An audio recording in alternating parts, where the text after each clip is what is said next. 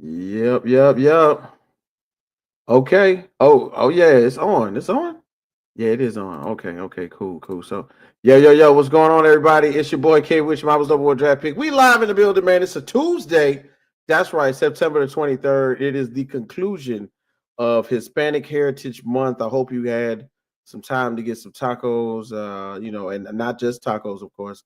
Learn something about, the Hispanic heritage. Of course, if you got any friends, we got AP on the building. AP, what to do? Of course, he's giving us a little bit of the heritage every once in a while. We got to make sure we pronounce his name correctly. But that's my dog. I can't wait to get into it. He's got some things to talk about. NCAA this past weekend has been crazy. Week 3 of the NFL season, and somehow, some way, in the midst of all of that, we had a first. That's right, a first of its kind, ladies and gentlemen. We somehow found a way to squeeze in some wrestling. Okay. I don't know if you know, but the WWE has entered a new era of sports entertainment, and somehow, some way, they found out that ESPN is interested. That's right. The Disney evolution will not be complete. It will be televised, but it has to have the WWE stamp and Triple H on it. And when we're talking wrestling, okay, I don't know who else to call. I got friends, ladies and gentlemen. When I say I got friends, I got good friends. That's right. And when I got good friends, I got good friends like the guy I'm about to bring on right now. Okay. Super well known out in the Tennessee area. Got his own banner. I'm talking about the number one Tennessee Titans fan, Mr. First Down himself, my boy Sam in the building. Sam, what it do? Many are called, few are chosen, baby. Yeah. What's going on, baby? Oh, yes. Okay, hold on, wait. Okay, yeah. Now we're talking that talk. Okay, let me tell you something, brother. Yeah. So in real life, over the weekend, WrestlePalooza happened. Yep. Okay, the first of its kind. Yep. Right. Something big took place, or a lot of big things took place, and somehow we got a bit of the roller coaster, which is the John Cena retirement tour. And I want you to do me a favor while our viewers are in there. Shout out to everybody in there. Make sure you like, share, subscribe. We got football and everything else coming up next. We got to talk about this wrestling. My man Sam, I'm gonna give you a solo shot, bro. Tell us how it's been, what's been going on. Let the people see the splendor, which is Mr. First Down, man. Go ahead, get it. Well, the team's not doing well, but I'm always doing well. So there's that for you. Let's see. So WrestlePalooza is here. WWE is hot. It is fun to talk about. It's not going to ever be the Attitude Era again, but that doesn't mean it is not super enjoyable. You always have the dirt sheets out every 2 seconds, and even though they're mostly full of crap, you get some fun. I don't know. It gets the conversation started and whatnot. So we reached WrestlePalooza, ESPN, only on ESPN. And it kind of ended up being this weird kind of average show. People liked it. There were people that liked it. There were people that heavily enjoyed it. But I think if you're only going to have a couple of matches with John Cena left, you can't have him being killed by Brock Lesnar. Like, just easy. I mean, he F5'd the man like 6 or 8 times. It's like absolutely ridiculous to do that to the man that you can't see, if you know what I'm saying. But now, Derpy Entertainment, that's not very nice. I see you in that comment there. That's not very nice, Derpy. Yeah, shame on you. But anyway, thank you, Rec Room. Thank you. So anyway, we go on, and I'll get him for that. I'll get him. You know what? You, me, Hell in the Cell, Derpy. All right? Next PLE, baby. I'm coming. But the rest of the show did really well. You had AJ Lee and CM Punk standing in the ring again. Husband and wife versus husband and wife with Seth freaking Rollins and Becky Lynch. And they had this big face-off. And though it wasn't like the most amazing match on the card, it was still great to see. A husband and wife combo versus a husband and wife is pretty freaking excellent. We didn't get our triple threat match with Tiffy Stratton and Nia Jax. I can't remember who the third. I think it was Jade. because Tiffy got a concussion. So they decided to scrap that, which is weird because you could see the T-shirts being sold or whatnot. So what they did there was make that Io Sky and Stephanie Verker match, which was the best match on the card. Go back and look at it. If you love wrestling, go back and look at that card or that match. And I tell you what, it's a fantastic match. It doesn't get much better than that. And that, I feel like that match carried that show. I feel like that match is one of the best matches I've ever seen. It was terrific, and it should not be amiss that Io Sky is probably one of the best wrestlers on the card, male or female, doesn't matter. She is one of the best, hands down, and that kind of stopped the show from being mediocre overall. Now, just like you said, bro, the Io Sky, yes, I believe I caught some of those highlights. Somewhere in there, the athleticism, the acrobatics, all on display. So I got to give a big shout out to Io Sky. Now, like you mentioned in the very beginning, bro, this is kind of, we're kind of getting to the conclusion of what John Cena's career arc will be. And on that note, I shall bring in someone that we can see, my guy, AP Allen. Allen, what did you? Welcome. Injured reserve. You can't do interviews. He's on injured reserve. You know that. Allen, of course, you and Sam, when the time is permitted, you do have a show. Tell the guys about the show. Tell everybody what we got going on. So usually on Tuesday night, Sam and I are talking wrestling. We do On the Mat. Unfortunately, Sam's moving a bunch of power equipment over to a new building, and I look very sexy while doing it. I'm not wearing this while I'm doing it, but I look very sexy. I was about to say, I thought you got to wear, OSHA. You got to wear the whole Titans garb while moving it too. It's steamy in here. This machine. But yeah, every Tuesday night, usually 8:30 our time, 8:30 Central Time is usually when we do it. It might just be the one day now, or unless we figure out a Saturday and Sunday plan for SmackDown. But football is in the way. Yeah, football plus obviously I do stuff with Rec Room as far as Lock It In's concerned, and then we have the Sunday night post game as well on Sunday. So, but yeah, Sam and I usually do I think we're shooting for October, right, Sam? November to come back. October should be fine. I think most of the machines will be out then, and I won't be dead tired as soon as I get home. And Well, shout out to you guys for we can't wait till you get back on your regular schedule in October. Quick question. With all of the F5s and the seemingly the seamless close-ups of little children in the You Can't See Me crying, was that the intent? Start the show, make the kids cry, bring the people in. Was that the intent? You think that was on purpose? I think it was partially. I think wrestling is a very emotional thing between the crowd and the squared circle. So like if you can provoke an emotion, you're doing pretty well for yourself. The only problem I have is that's way too many F5s. That's got to stop. That was turned to 11. It didn't even look like a wrestling move anymore. I'm like, is he tripping? Shout out to Paul Heyman on the.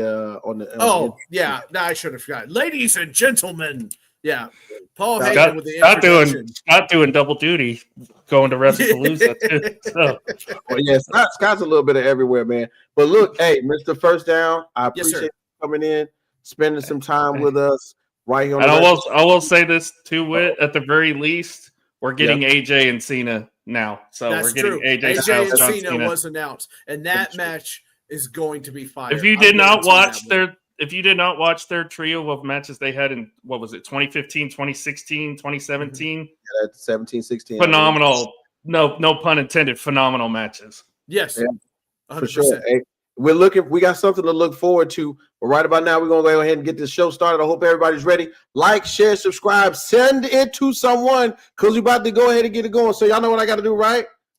One word, 4 letters. Yeah. This is This is Rec Room Sports. Olympians carrying the torch. Going where they don't go, we ain't lost. From the optics to the topics, we got this with synopsis. Think outside the boxes like Jay on the mic, or your boy K Witt. Joe is my coach, T Sweat on the mix. All sports, even if you catch fish like Nate Diaz catches fist. You need to catch this episode, it's a can't miss. We go live and you should subscribe and X's and O's. We made our plan, yo. Yes, sir. Yes, sir. Yes, sir. Once again, we back in the building. It's your boy K Whitman, your mama's number one draft pick. And guess what, y'all? We going up on a Tuesday.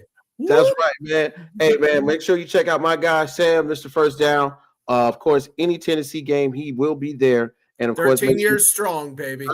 He's got his own banner, ladies and gentlemen. And big shouts out to Alan and him for their show on the mat. Make sure you check it out. They're going back full time in October. So thanks again, Sam, for being on the show. We're gonna let you get some rest.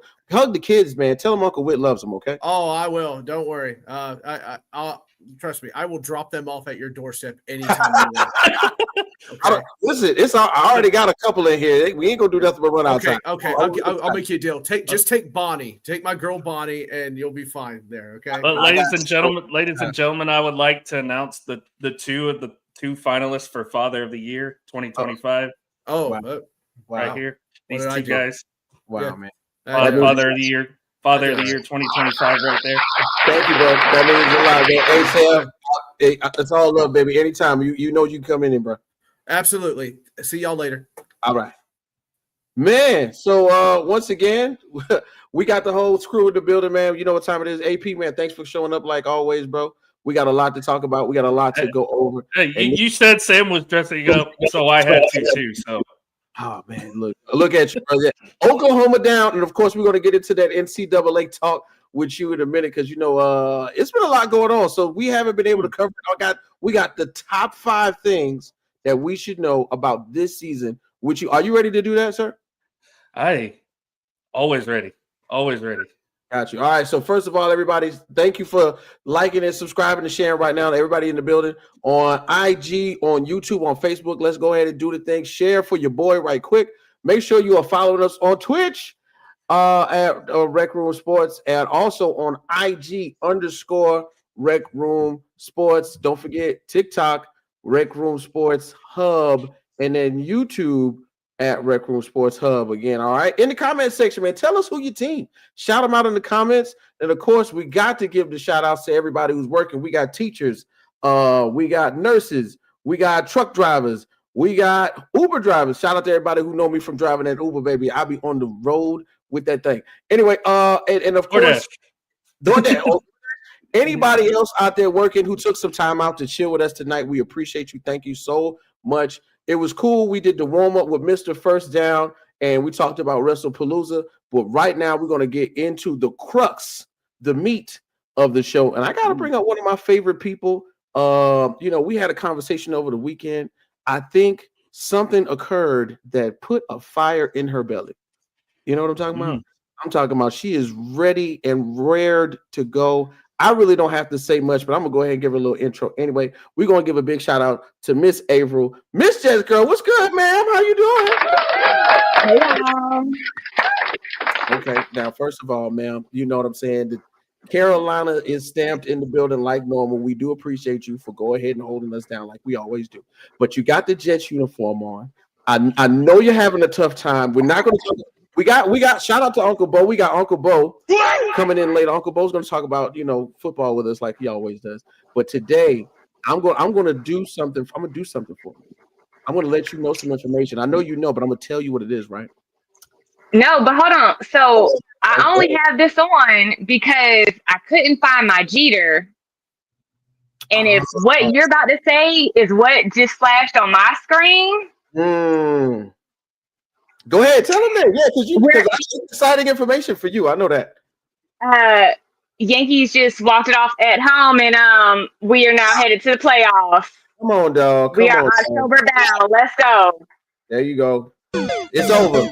Shout out to all my Yankee fans out there. You know, we've been waiting for something crazy to happen. But anyway, we're gonna let you slide right now.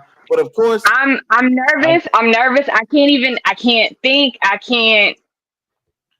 I'm just it's day by day at this point. After last year, it's day by day. I don't even want to think that far. It's day by day. Okay, well, day one, we're gonna jump right into it. You know what I'm saying? And I will remain quiet. I know, Alex. We know what you're gonna say. We know what you're gonna say. We already see you. My team sucks right now, so I can't talk. So it's okay. It's okay. Aren't y'all still y'all aren't eliminated though?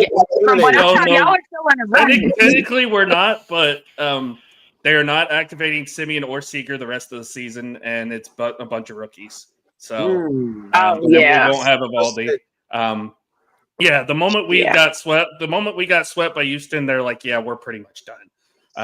Plus, Cleveland might take that last spot anyway, or they might even steal the Central because they just beat Detroit tonight. So, yeah, and if they swept Detroit in Detroit, so because I was talking about this with my boss earlier, they swept Detroit in Detroit either last week or the week before that, and then now they have a series, and this series is going to decide who goes. And if Cleveland sweeps them again, man. That sucks. Y'all talking about going on the mat in October. We're gonna have to get into this baseball in October. That's you might get that series again. You might get Detroit going to Cleveland round 1 in the wild card. So see? That wouldn't be good for Detroit either. We're gonna have to redo it. That's for sure. Hey, look, so right now, something just took place. I believe Thursday, Friday. Should be. I think by Sunday, everybody knew. We were all kind of getting the word one at a time.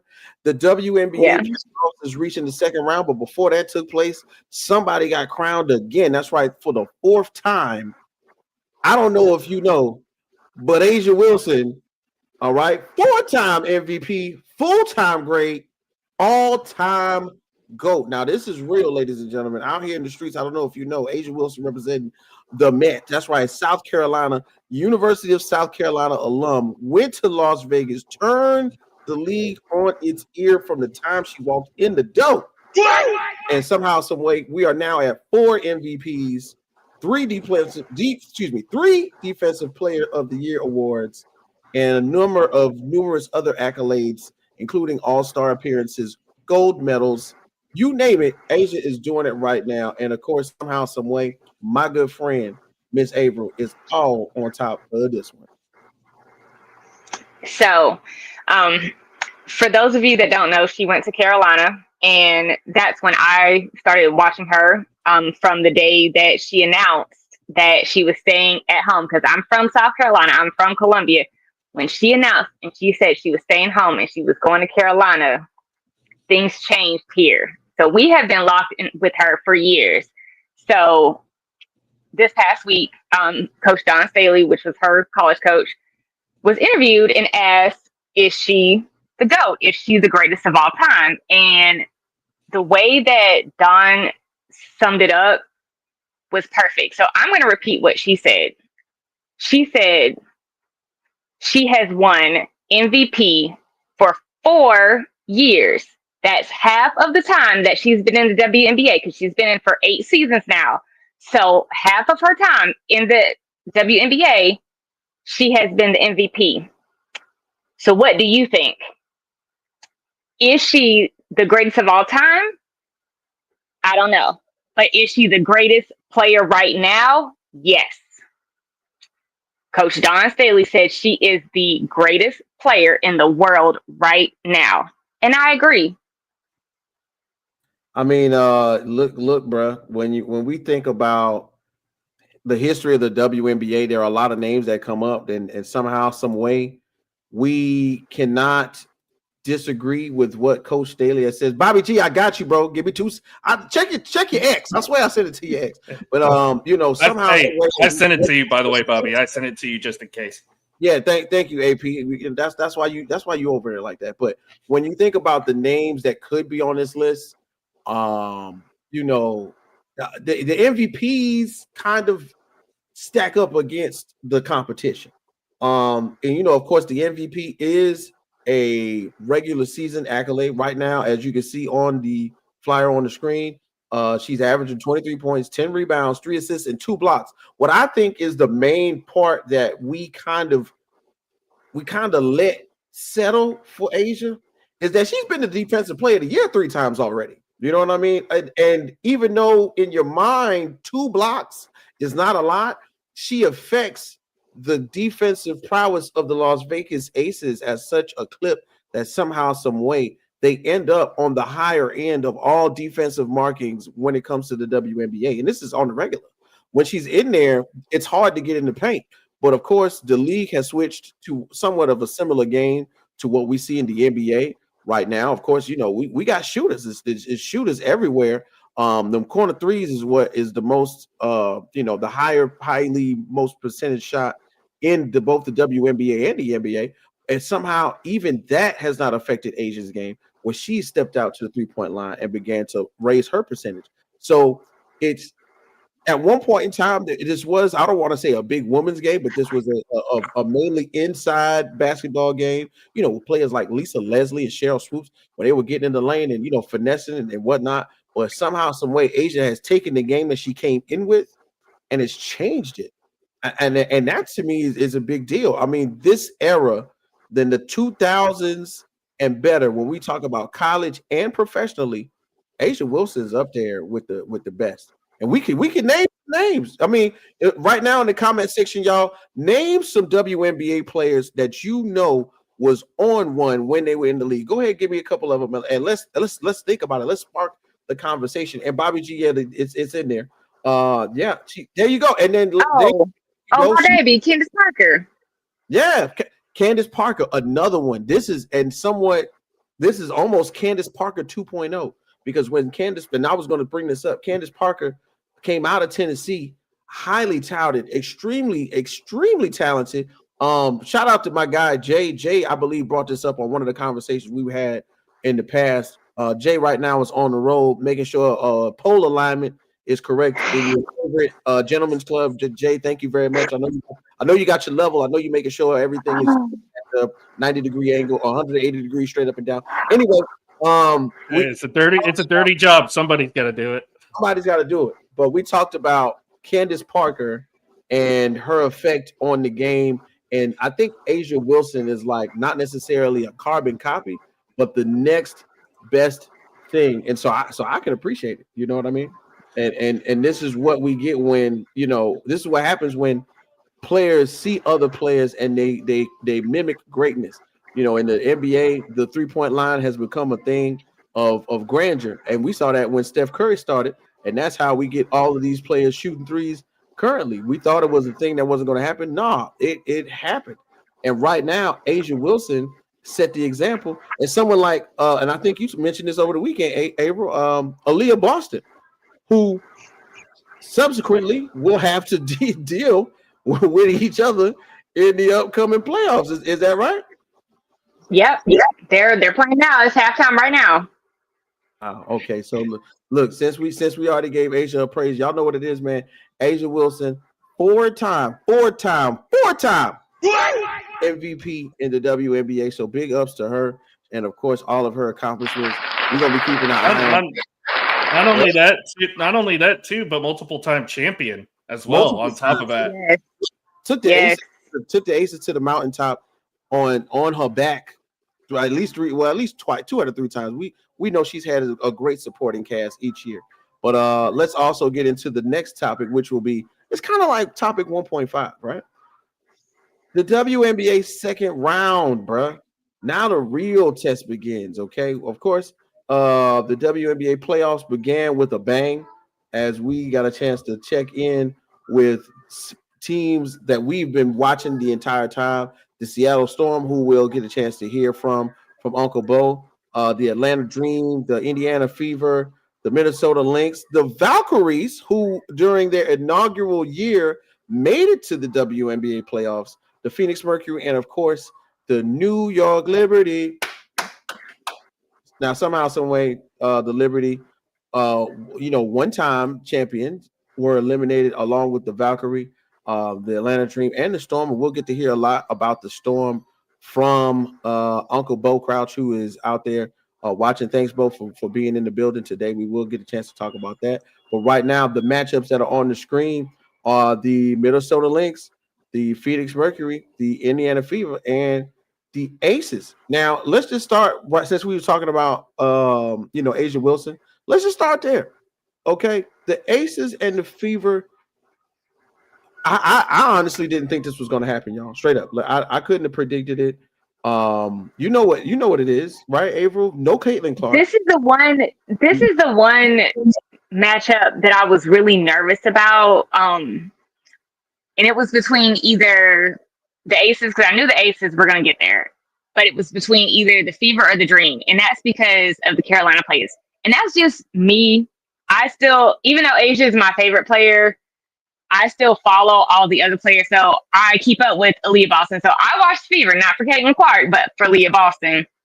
I watched the Dream because that's where Pow Pow went, and she dominated this season. So for it to be the Fever and it be a rematch, Aaliyah Boston versus A'ja Wilson, it makes me nervous. And then game one, the Fever absolutely dominated the Aces. I mean, it was a blowout. It was bad. They couldn't get going. It was bad. It was so bad. Now tonight, completely different story. So I'm interested to see how this is going to go. Because they do 3 games, right? Best out of 3 in the semifinals. Yeah. 1-1. So if it goes down to a game 3, this is gonna be Yeah. See, shout out to Kelsey Mitchell too, by the way, 34 points in game 1 going off. Listen, it's a tough road to hoe. And Kelsey Mitchell has been there every step of the way trying to make it happen. But somehow I wouldn't be doing my job if I didn't talk about the roller coaster ride that the Indiana Fever have been on. Of course, everybody knows the Indiana Fever drafted Caitlin Clark. Caitlin Clark, extremely talented, extremely gifted, came in with a whirlwind already surrounding her and her prowess and how good she was, and unfortunately has been bitten by the injury bug on multiple occasions. But then when we talk about a team, we got to talk about how the next man up mentality, next woman up mentality is one of the big things that we put a focus on. And I love how no way, shape, or form did they falter. Of course, it probably hurt to hear that they were not going to have Caitlin Clark, be alongside them as they made, the trek into the playoffs and through the season. But still, they found a way to hold it down. Sophie Bibby, shout out to her. This was not an easy trip for her. Aaliyah Boston, we already talked about. Sophie Cunningham, a pro's pro, out here doing her thing. Bree Hall, also from Carolina, can't forget about her. And then Kelsey Mitchell, like you talked about. Look here, man, is power in them legs right there, and she is going to the hole like crazy, and also getting them shots off. And then one of the people that I think kind of surprised a lot of people, but if you didn't know, now you kind of do. Odyssey Sims, big shouts out to Odyssey Sims and the way she's been playing when she's had the opportunity to get out there on the floor. But the Fever are for real. And even though they don't have their star player, they are still making an effort to show up and show out as they are. The second round is best of 5. Thank you, Bo. I do appreciate that. Bobby, by the way. Bobby's here. Okay. That first round is 1-1-1. And whatnot. Oh, okay. So check this out, everybody. One of my favorite uncles to have on the show. And I've done this intro a million times, but Cleveland is home, but he's Las Vegas' own right now. We got to give a big shout out to my dog from Audible. That's right. The Audible Sportscast, where sports and life meets culture. Big shouts out to Bobby G. Bobby G, what it do? But did you just upgrade me to Unkstat? I don't think I like that, sir. You got to be on too, bro. I'm still OG mode. Okay, still OG mode. I got you. Yeah. I appreciate you. But yeah, look at this beautiful skin. Yeah, I'm definitely OG. we were jumping into the conversation, OG, about your Las Vegas Aces and the Indiana Fever matchup. The Aces did get spanked in their first game, and right They now didn't get spanked. They got beat. They didn't get spanked. a little bit of spanking, a little bit. But but the game is happening right now. Even with the loss of Caitlin Clark, man, is this still a formidable matchup for your Las Vegas Yes. Aces? Yeah, because they're a better team. Ooh, What? Yeah. They are a better team. Now, don't get this twisted. They're not a better team overall, but they play better team basketball without Caitlin Clark. Mm-hmm. And I mean, that's not a surprise. A lot of teams do this. I remember what was in the NBA. The big thing was who was it? Somebody kept being hurt, and the question was, are they better without him? Can't remember exactly who it was. Oh, Paul George? No. I can't remember what it is, right? But you'll see a lot of teams do this. Their best player goes down, and then you'll see the ball movement pick up. You see the defense pick up. You see the IQ pick up. They don't turn the ball over as much and not playing loosey goosey because every possession matters. It wasn't Kawhi Leonard, Bo. It was somebody else. Was it dude from the Sixers? You talking about from the Sixers? No, not Embiid. Not Embiid. Okay. Oh. We're running out of people that get hurt, bro. I was gonna say, those are all the people I keep hearing about. It'll hit me. But yeah, so they're playing better team basketball, and I mean they have a solid team. So what it does though is it gives people a chance to see what they can actually do. Like minus K, now when she comes back, she can add to that. The question is going to be just kind of like remember the Celtics when Kyrie's first season with the Celtics and they were rolling. Kyrie gets hurt, misses the rest of the playoffs, and then that next season, because the Young Bucks, they got that playoff experience, right? They took the Cavs to 7 in the Eastern Conference Finals, and the big question was that next season, is Kyrie going to come in and just kind of be Kyrie, or is he going to fit himself in around what they become? And that's the question they're going to have to answer next season. But as of right now, yeah, man, they're playing solid team basketball. And yeah, they are formidable because you have no point of focus. It's just like was it Kelsey Mitchell? Yeah, I don't think anybody expected. She balled out in game 1. Credit was due. And I don't think anybody expected that. And you see, tonight, she's kind of off a little bit because they got, that focus. Now somebody else has to step up. So it's just kind of, whose line is it anyway? Whose game is it this game? So, but yeah, ain't gonna be easy. We coming back though. Don't get it twisted. We're gonna take it, even if it goes 4-5. So if my thing is, and I'm equipped to say that even if it doesn't go a full 5, the Fever making it this far without a star player is a big deal. Just like you said, the team has no player for someone on the defense to emphasize on. Caitlin Clark is not out there.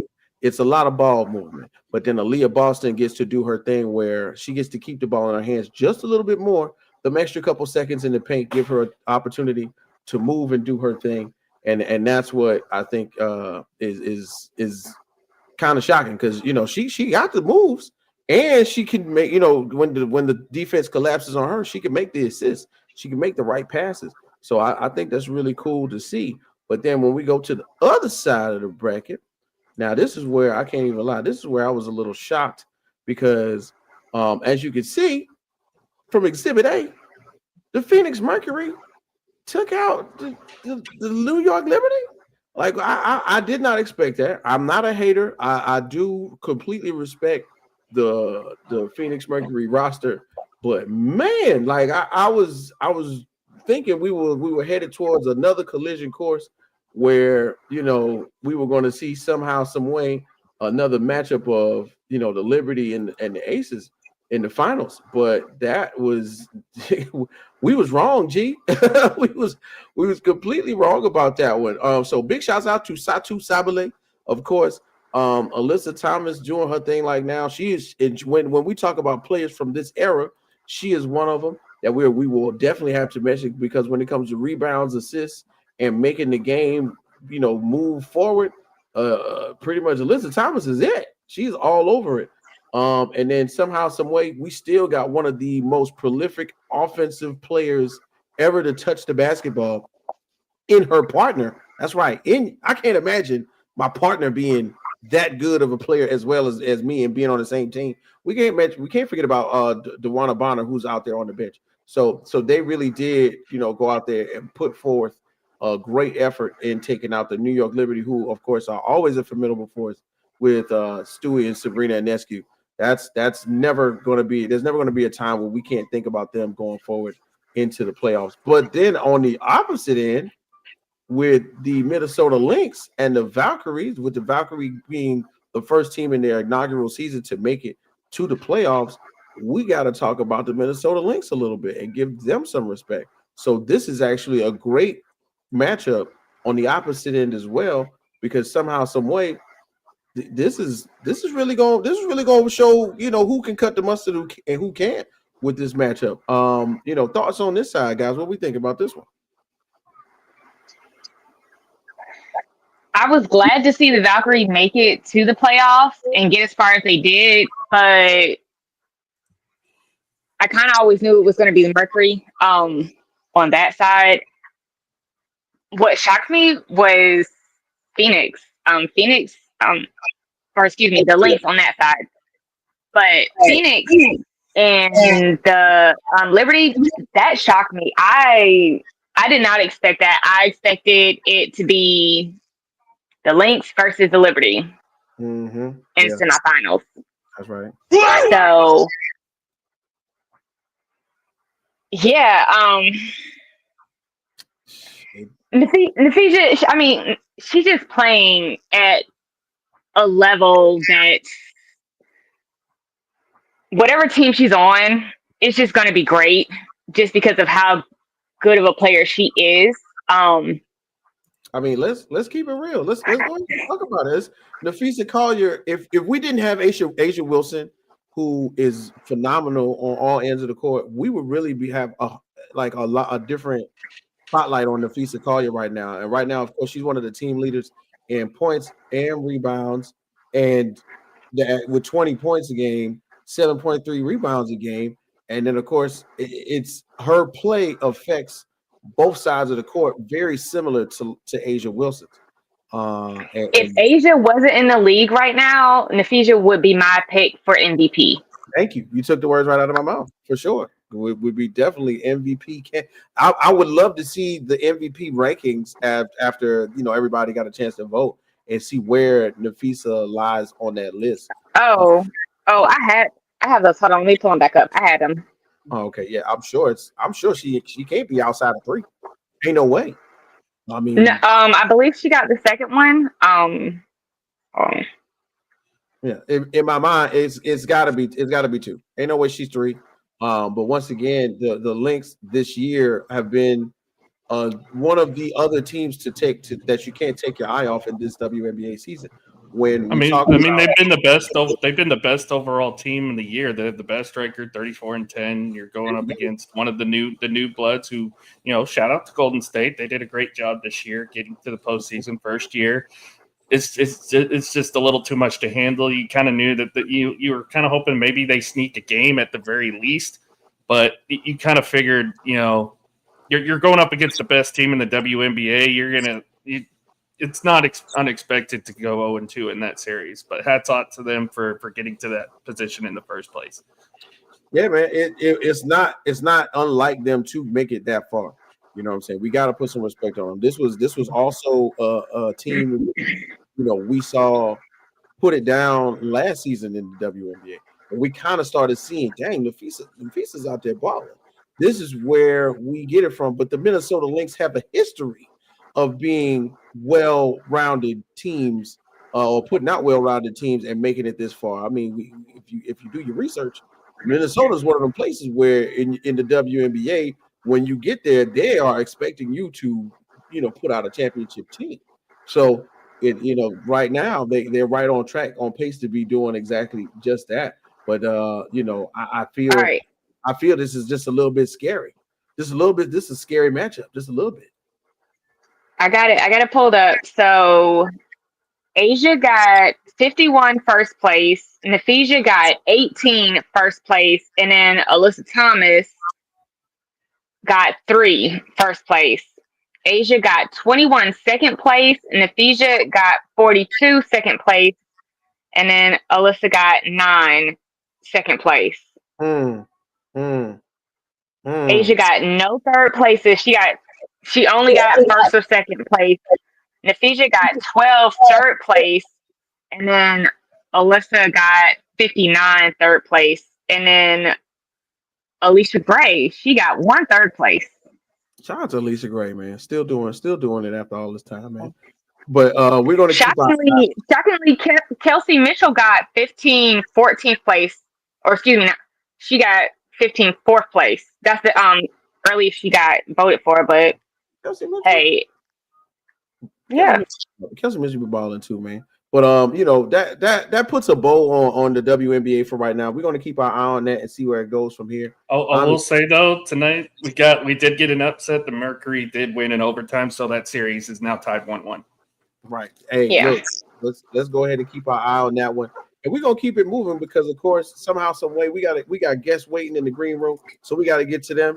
And look at this, I got bouncing children. Somehow, some way, you got to do things like pull out candy at 11:00. Yeah, I know that's not smart, ladies and gentlemen. Don't talk about my parenting. Parent your own children, because if she don't stop jumping around, we can't continue the show. There you go, baby.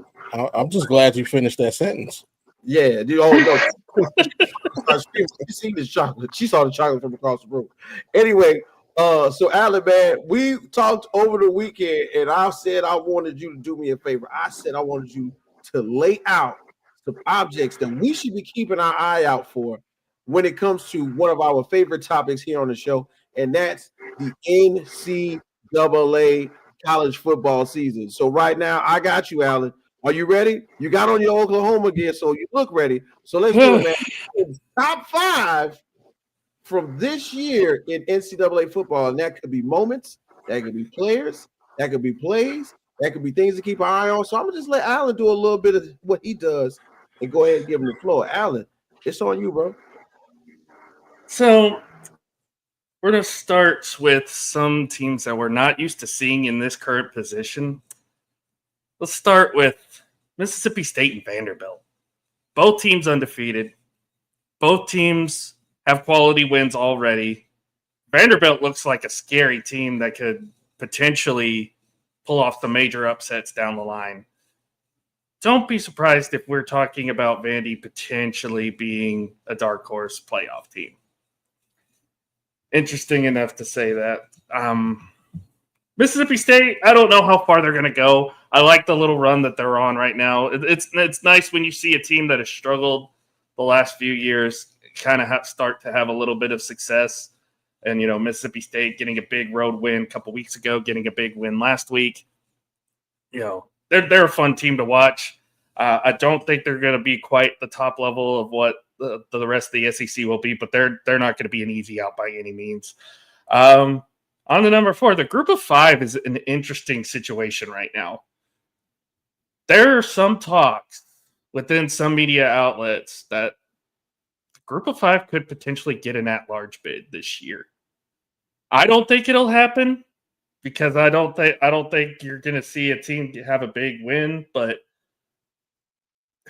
I get it. It's Arkansas. It's the SEC. You want to put them on that pedestal. But Memphis looks really good right now. I like the way Memphis is playing. They've kind of sparked that conversation of, hey, maybe the Group of 5 can get an at-large bid. I don't think it'll happen, but they're making the Group of 5 battle here pretty interesting. Number 3, we got to have a talk about Nebraska. Are they in the wrong conference? I feel like Nebraska does not belong in the Big Ten. There's no rivalry with anyone there. They do not fit the Big Ten mold to me. Their recruiting has struggled. Could you put them in the Big 12 and have them have success? Yes. In the SEC, probably not, but at least the recruiting would be up and you'd still have the Oklahoma rivalry to go back on.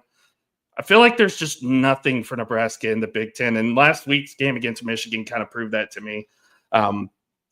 Because on paper, I feel like Nebraska should have been better than Michigan, but they just can't win the big game when they need to. So, and that's a thing on Matt Rule too, is that he can revive a program, but when it comes to the big championship caliber game, he can't get it done. So, I feel like Nebraska might be in the wrong conference, if I'm being honest.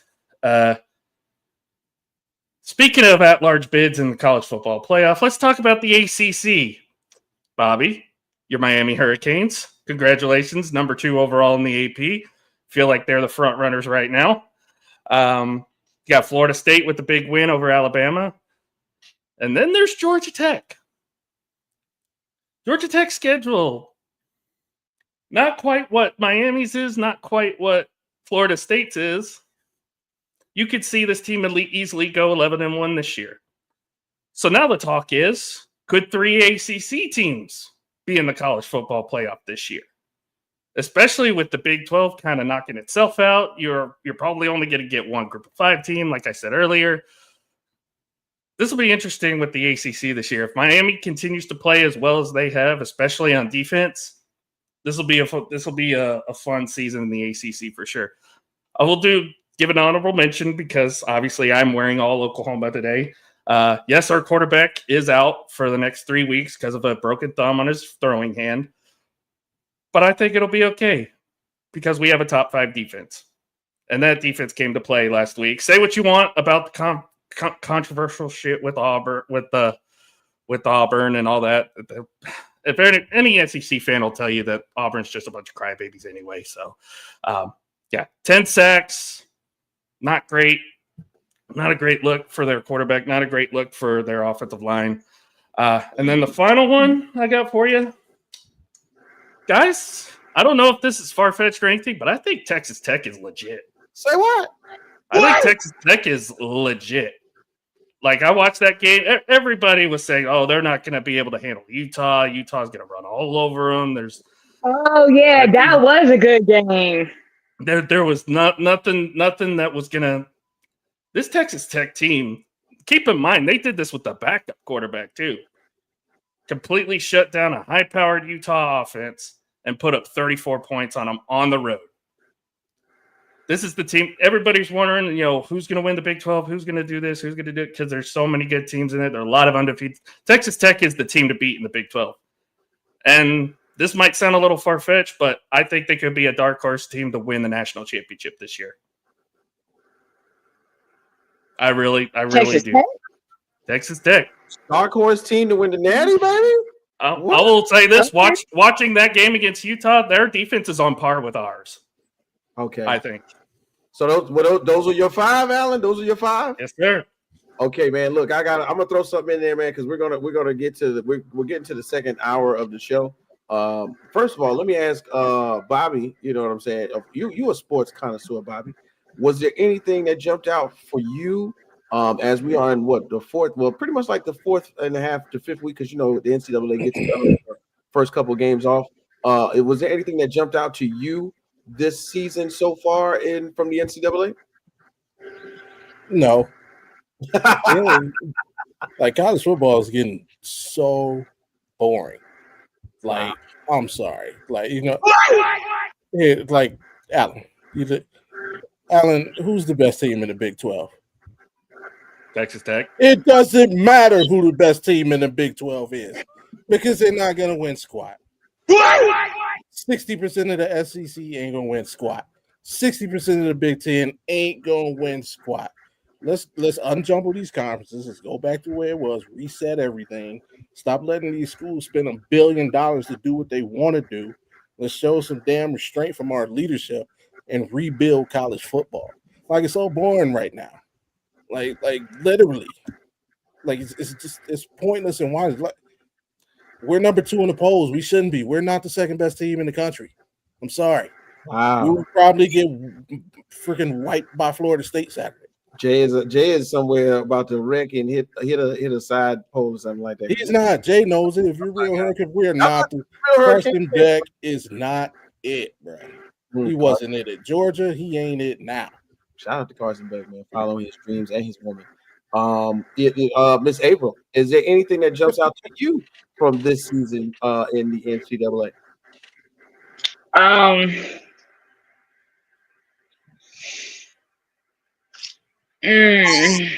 Because I'm about to say, as a Carolina, I thought you for sure was gonna say something about Carolina. I thought that was what you was. No.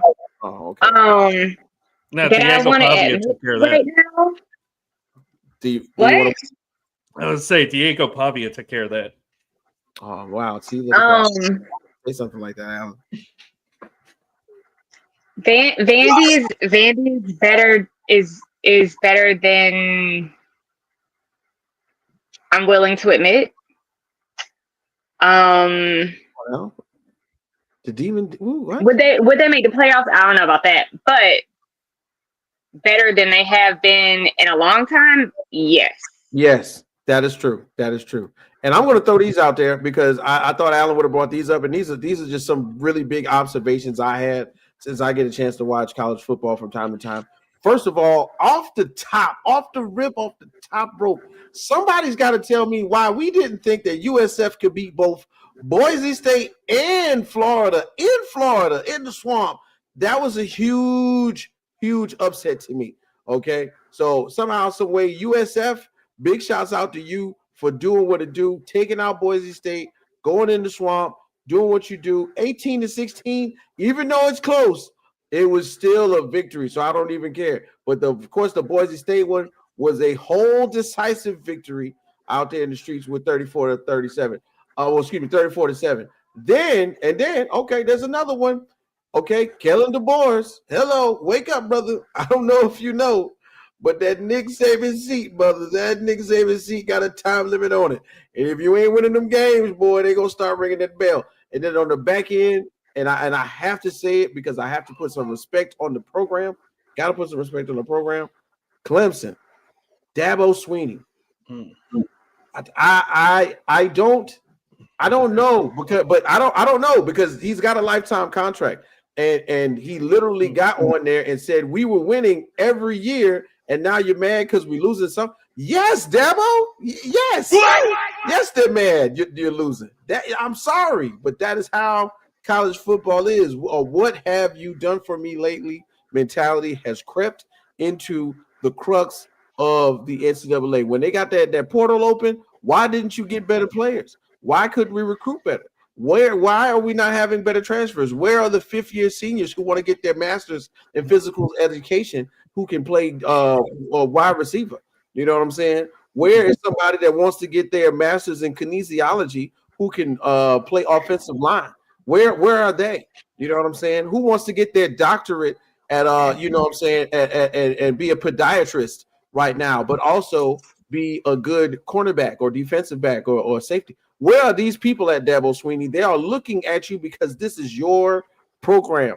This is Clemson. When you cross, and April knows, when you cross that line, everything in that town orange and purple. Okay, so if you're not producing for the state, if you're not producing for the state, I don't even care. Especially with the University of South Carolina actually playing pretty well. Big shouts out to USC. This is. We're in dangerous territory for Dabo Swinney. I would not be surprised if it goes down as a negative on his resume, and somehow, some way, we start hearing people like Paul Feinbaum talking about buyouts at the end of the season. I don't want it to happen. I really like Dabo Swinney.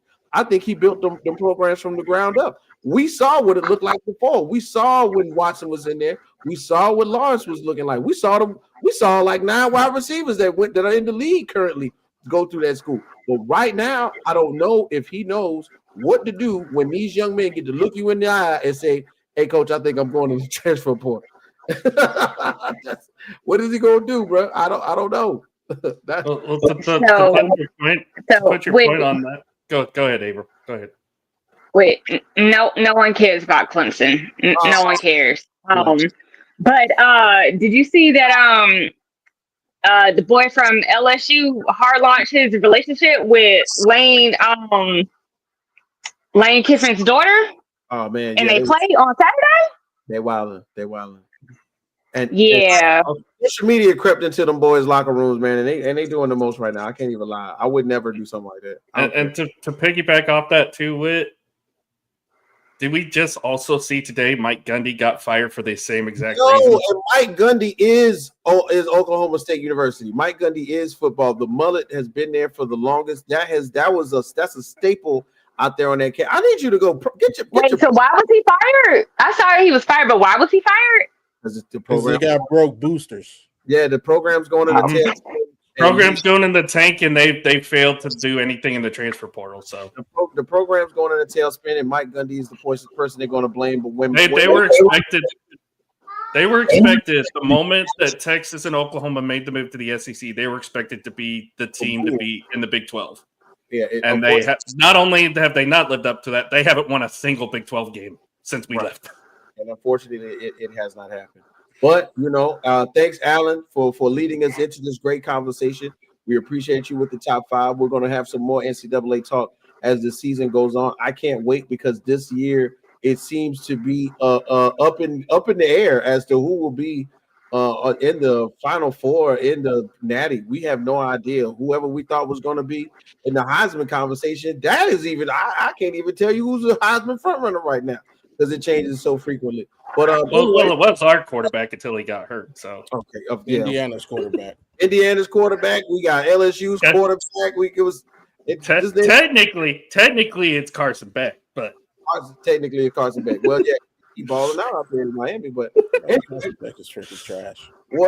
He's literally second behind Mateer right now in the odds votes for it. Yeah, shout out to Mateer out there doing the thing. Ladies and gentlemen, you know what it is, man. It's the Rec Room Sports Show. We are here with the gang as usual. So I got to give y'all the rundown. So as usual, we got Miss Averill, Jets Girl in the building. Make sure you follow her on IG and all of the social media spots. We got my guy AP Alan Paralysis in the building. Alan, what it do? We appreciate you, bro. Yes, it's Hispanic Heritage Month. I had to get it right. And then, of course, Bobby G from Audible Sportscast, where sports and life meet culture. We put it together, make a little gumbo. That's my dog right there. We got to do it big for him. But somehow, some way, getting into the second hour, we got to bring in one of our good friends, a staple, a homie, an unk. That's right. We got one of them. He's out there on the West Coast, leading the charge in media in more ways than one. He had a Roku show. He had a YouTube show. And somehow, some way, he finds time to come hang with the gang. Make some noise for our guy, our favorite guest, Bo Crouch, ladies and gentlemen. Uncle Bo Crouch, how we doing? Doing good. Always fun to hang out in the rec room. Man, first of all, Bo, it is awesome to see you. We appreciate you, man. From looking at you on social media, you're constantly working. You're always into something. You're never at home. You're like, no, I can't never get. I'm like, dang, do you read this shit? It's like 5 hours later. God dang. But I know you're working, so I get it. I definitely get it. You know, That's fair. Just low key call that man a deadbeat husband. Yeah. Also not wrong. Wow. Shots fired. Thanks for being a good sport about it, though. I'm sorry. I'm a bad husband too. I got my baby up over here. My wife in the back. It's all messed up. It's just about me. But man, so part of what we've been viewing, Bo, from our side of the map, has been you, traversing the world of not only football, but now the WNBA, as you have had media rights to the Seattle Storm this season, bro. And I think that's a big deal. That deserves some props right there. So big shout out to you. What has that been like? What's that adventure from your side of the spectrum then, as you've been able to ask questions, view games, be a part of the media frenzy that was around in the Seattle Storm season? Talk to us about that. Yeah, so I mean, obviously being in the room is awesome, right? Being able to interview players and coaches and be in the press conferences, all that stuff has been awesome.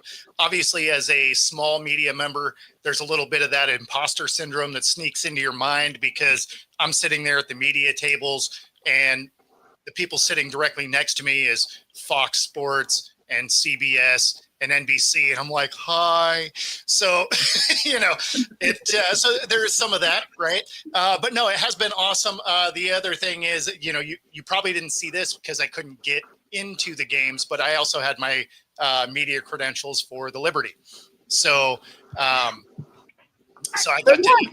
You said that real fast. You got to go to the Liberty games as well. Well, I couldn't because I'm poor, and so I couldn't fly to New York all the time. But they did allow me to Zoom call in to their press conferences, and which is the same thing I got to do with the Storm for their away games. So I got to be involved in every press conference the Storm had the whole season. So it was very cool. Obviously, being at the game, you get the pregame player interviews, stuff like that. But yeah, no. So, I mean, it was an awesome experience. Obviously, you get some inside knowledge as well because NECA is the president of the Players Association. So they have a CBA contract that's coming up. The timeline for it is the end of next month. The thing that a lot of people aren't really talking about is, you know, people keep making fun of them wanting to make more money because they keep looking about the last few years when they were losing money. They're subsidized by the NBA. And that's where people are like, oh, yeah, you know, they want more money, but it's not making money. And that's just because they're not paying attention. If you look at what is in line for the WNBA, they just signed an 11-year, $2.2 billion TV contract, and they want they're not going for anything unprecedented here. They want the same kind of percentage rate that every other sport does, right? It's not like they're looking for something above and beyond or crazy or anything like that. They want the same kind of pay rate that every other professional sport has. So unfortunately for them, there is a lot of pushback. What's going to be wild about the WNBA, not just the Storm, but just the league in general, is because of this CBA coming up. You also have 2 expansion teams coming in, one in Portland, one in Toronto. So they do a supplemental draft similar to the NHL, where they get to try and steal players. But what's going to be wild about this is 90% of the players didn't have contracts beyond this CBA because they knew there was going to be more money coming. So about 90% of the league is free agents, which means every team you see right now will look nothing like it does next year. Even the team that's going to go win, everyone's a free agent. So if somebody wants to go buy a ring this next year, even if it's one of the expansion teams, this next year is the year that can happen. And then, you know, on the Storm front, Coach Quinn got fired yesterday. Wow. So they said her contract will not be renewed. So we're going into next year here in Seattle with one player on the roster, the one player that doesn't want to be here, and everyone else is a free agent. So, and no coach. So it's going to be wild. Even if you just started watching WNBA, this is an off season you want to watch. Wow. Yeah. Thanks for putting us on point because, of course, even though they jokingly talk about the increase of pay that the women turned down originally, it's about that bread. I mean, more money. We got to keep it real. You said 11 billion, right? So 11-year, 2.2 billion. So it's 200 billion a year. Wow. Okay. So somehow, some way, that type of include, even though I think the numbers that I was reading about was that the initial offer that they put out there was for double. That still would not be the equivalent of what the men make with that type of contract extension. Is that correct? So basically what they're not looking for a defined number, right? And that's what the ownership groups of the of the league are looking for. What they want is something similar to the NBA, the NFL, is they want that 50% revenue share, right? This is a league that's going to move forward. So they don't want to have this stagnant pay rate. They want something that grows with the sport, which is smart. And literally every other professional sport does it. So the fact that at least I want to say I might be misquoting NECA here, but I want to say that at least 10 of the 13 teams were pushing back on it, on trying to get that pay rate. Now, obviously, there's 2 more teams coming. There's 3 more after that over the next, 3 years. So this team ultimately gets to 18 teams. The TV contract is huge. It makes all the sense in the world to protect the product that you just landed and started to grow. I mean, they set the record for viewership over a month ago for the year, like all time, right? So, and they still had a month of basketball to play. So yeah, I mean, it's been impressive, the growth that they're on. But if the ownership doesn't get on board, there may not be a WNBA season next year. It may be a lockout, which would decimate the growth that they have. It also puts that TV contract in danger because now you're looking at something that you have a contract for that you don't even get the opening season of. That's some tough sledding. Yeah, Bobby, I know you had something to say. Go ahead and throw it up there for old Bill. Yeah, no, just to piggyback off of what he's saying though, like this would be unprecedented. This may be the first time in the history of sports the players have screw 100. They have 200% leverage in this situation because didn't we just finish playing in a league created by players that got a lot of like we don't have to go back to the WNBA. They can just make Unrivaled the new WNBA, get their own TV deal, and own everything. So, and Rival already expanded leverage in the situation.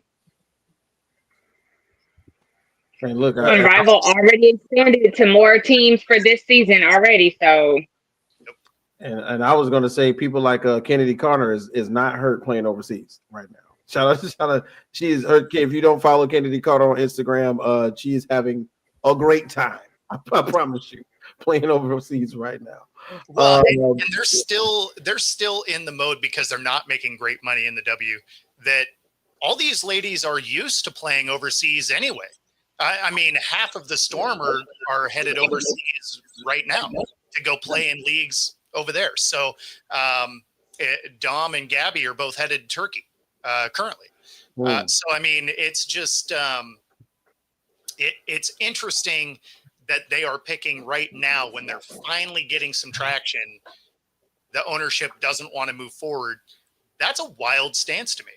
Yeah. I mean, I hate to say, talk about people with money as if I don't have any, but this is a true thing that when you have it like that, you want to keep it and you don't like to expand your pocket to give it to other people. I think that's a connotation that we are currently witnessing. Even though the product will get better, they will make more money. I think in the long run, they don't want to give it away at the top of the list now, but it's crazy to see that. And then of course, I would be remiss to say that the product over time has not gotten better. I mean, you've got an opportunity to lay your eyes on it, watch multiple games, see some other teams. Just from your standpoint, like, were you not engaged just a little? And the product, and when I say the product, I'm talking about like in the arena and on the court. It's much better than it was. Am I lying? No. I mean, so it's been a little different here in Seattle. Seattle's had a good team really for the whole duration, right? I mean, they've only missed the playoffs since becoming a team like 6 or 7 times. I mean, they're 4-time champions. So, I mean, the Storm is a little but when you go to a Storm game, you also got to remember the NBA stole our Sonics. So we are a basketball hungry environment. So when you get into the stadium, it's 12,000 people routinely. Yeah, it's starved of basketball. This is true, and we're gonna drop one of them bombs because I love the fact that somehow, some way, you had credentials to both the Storm and to the Liberty games. You just zoom on into the conference and all that. And just a minor middle finger to OKC. Don't care about the championship. Wish you would have lost it. No, please don't get Alan started. Hold on, I gotta polish this, make sure it's shining up real nice. The NBA season is on the horizon. Please let's not get Alan started about OKC. Hey, also, my Rangers have done what the Mariners couldn't do, and that's win a championship. Also, Oh Lord, They have. Although my Mariners are looking pretty solid. I like them over the Astros right now, so I'll give them that. The Astros might not even make the playoffs. Cal Raleigh's my MVP. I'll just say that. I was just about to say, Al, don't talk about the Astros not making the playoffs. Alan will have a rant about that too. But as we get into it, thanks both for telling us all about your time. On the sidelines of the Seattle Storm. I can't wait to hear about your next adventure in the off season. But somehow, some way, man, we gotta get into where you butter your bread, brother. We got to talk about the NFL. So let's go ahead and get it. And you go ahead. You tell me. Oh, we got some questions for you, bro. We got to get rid of that zesty. Come on, man. Listen, bro. We got to represent for him, especially since he's a Steeler now. So bro knows the NFL highlights from this season thus far. We haven't had an opportunity to talk with you through the first 3 weeks, bro. And a lot has happened. Injuries have happened, victories have happened. Teams that normally win are not winning. So just from off the top of your head, what is something that is just a little bit shocking to you from the past 3 weeks of NFL football? Man, so obviously, probably the one that is the biggest shock is what the Colts are doing. They, Daniel Jones is looking like a real quarterback, and I don't know if it says more about Daniel Jones or more about how dysfunctional New York football teams are. And why I say it that way is Jets or Giants, doesn't matter, man. Sell the team. I only say it that way because clearly cultivating quarterback talent is not what they do. Either one of them, right? I mean, when you look at the Jets, and I'm looking at the Jets girl already mad, but hear me out. There's a reason Zach Wilson is in Miami. And it's because you look at Geno Smith. He leaves the Jets. Terrible tenure.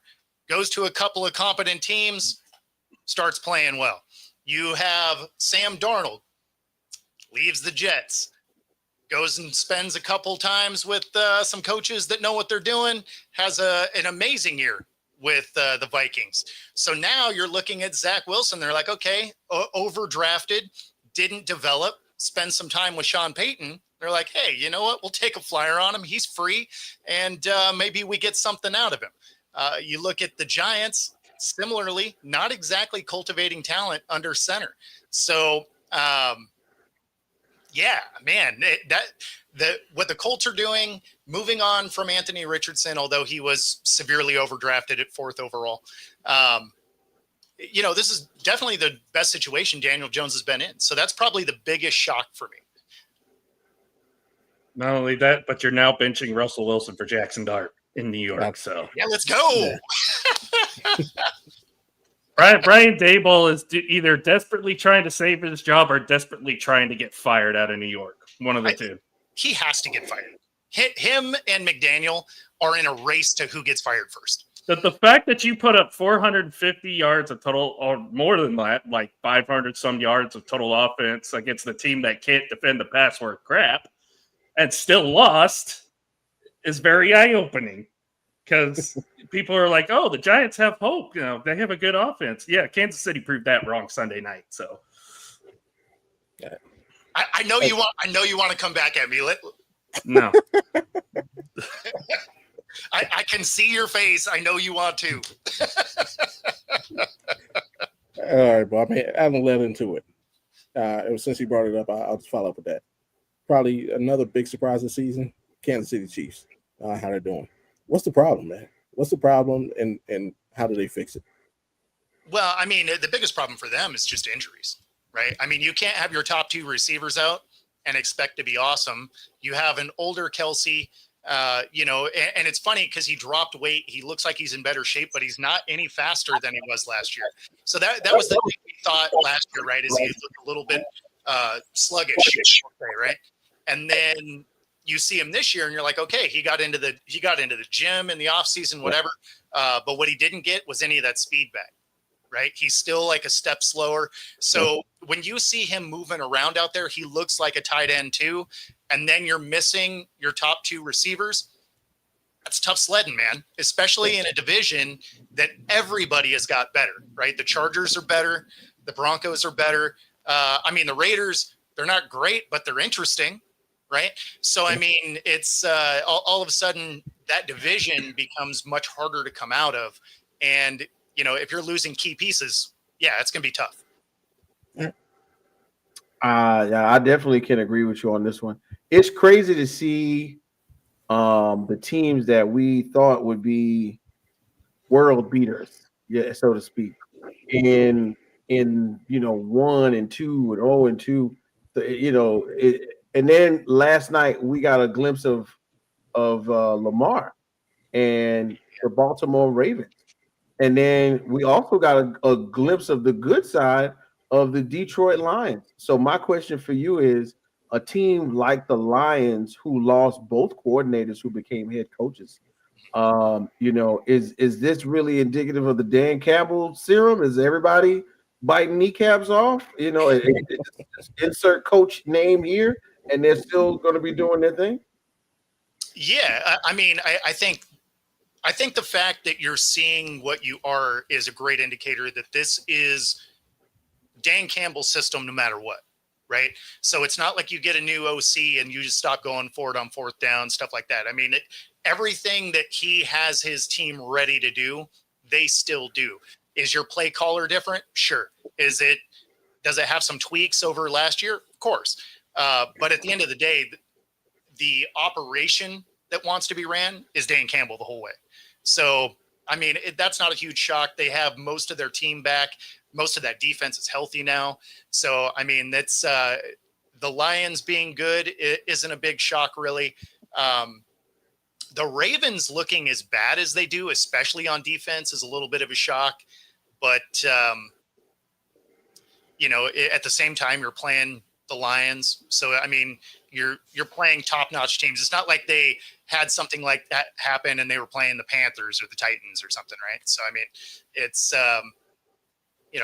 you're going against another team that's looking to be in the Super Bowl. Speaking of Tennessee, I know we had Sam on here earlier. How long before for Brian Callahan is adios out of Tennessee? Because it seems like a lot of Titans fans are already calling for his job. I feel bad for Sam because I feel like just every other year they're like, let's blow it up. It's like, it's still blown up, man. Like it's still exploding as we speak right now.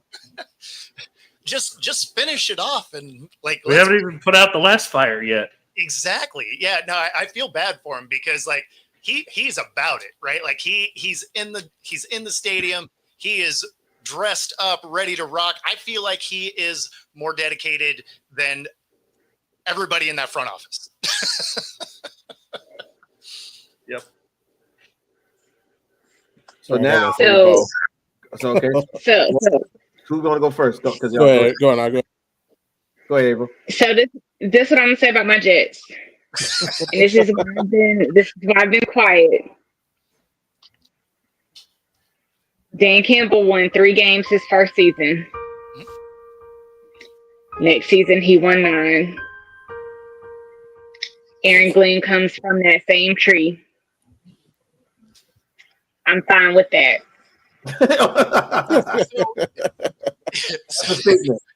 And you're not wrong. You're not wrong. So this is my only issue, and it has less to do with coaching there and more to do with the front office. And why I say that is, you take a look at we'll go with last year, right? And you fire Saleh, defensive coach, right? You had an offense that couldn't do anything, but you had a defense that was top 5, despite the fact that they were on the field all day, right?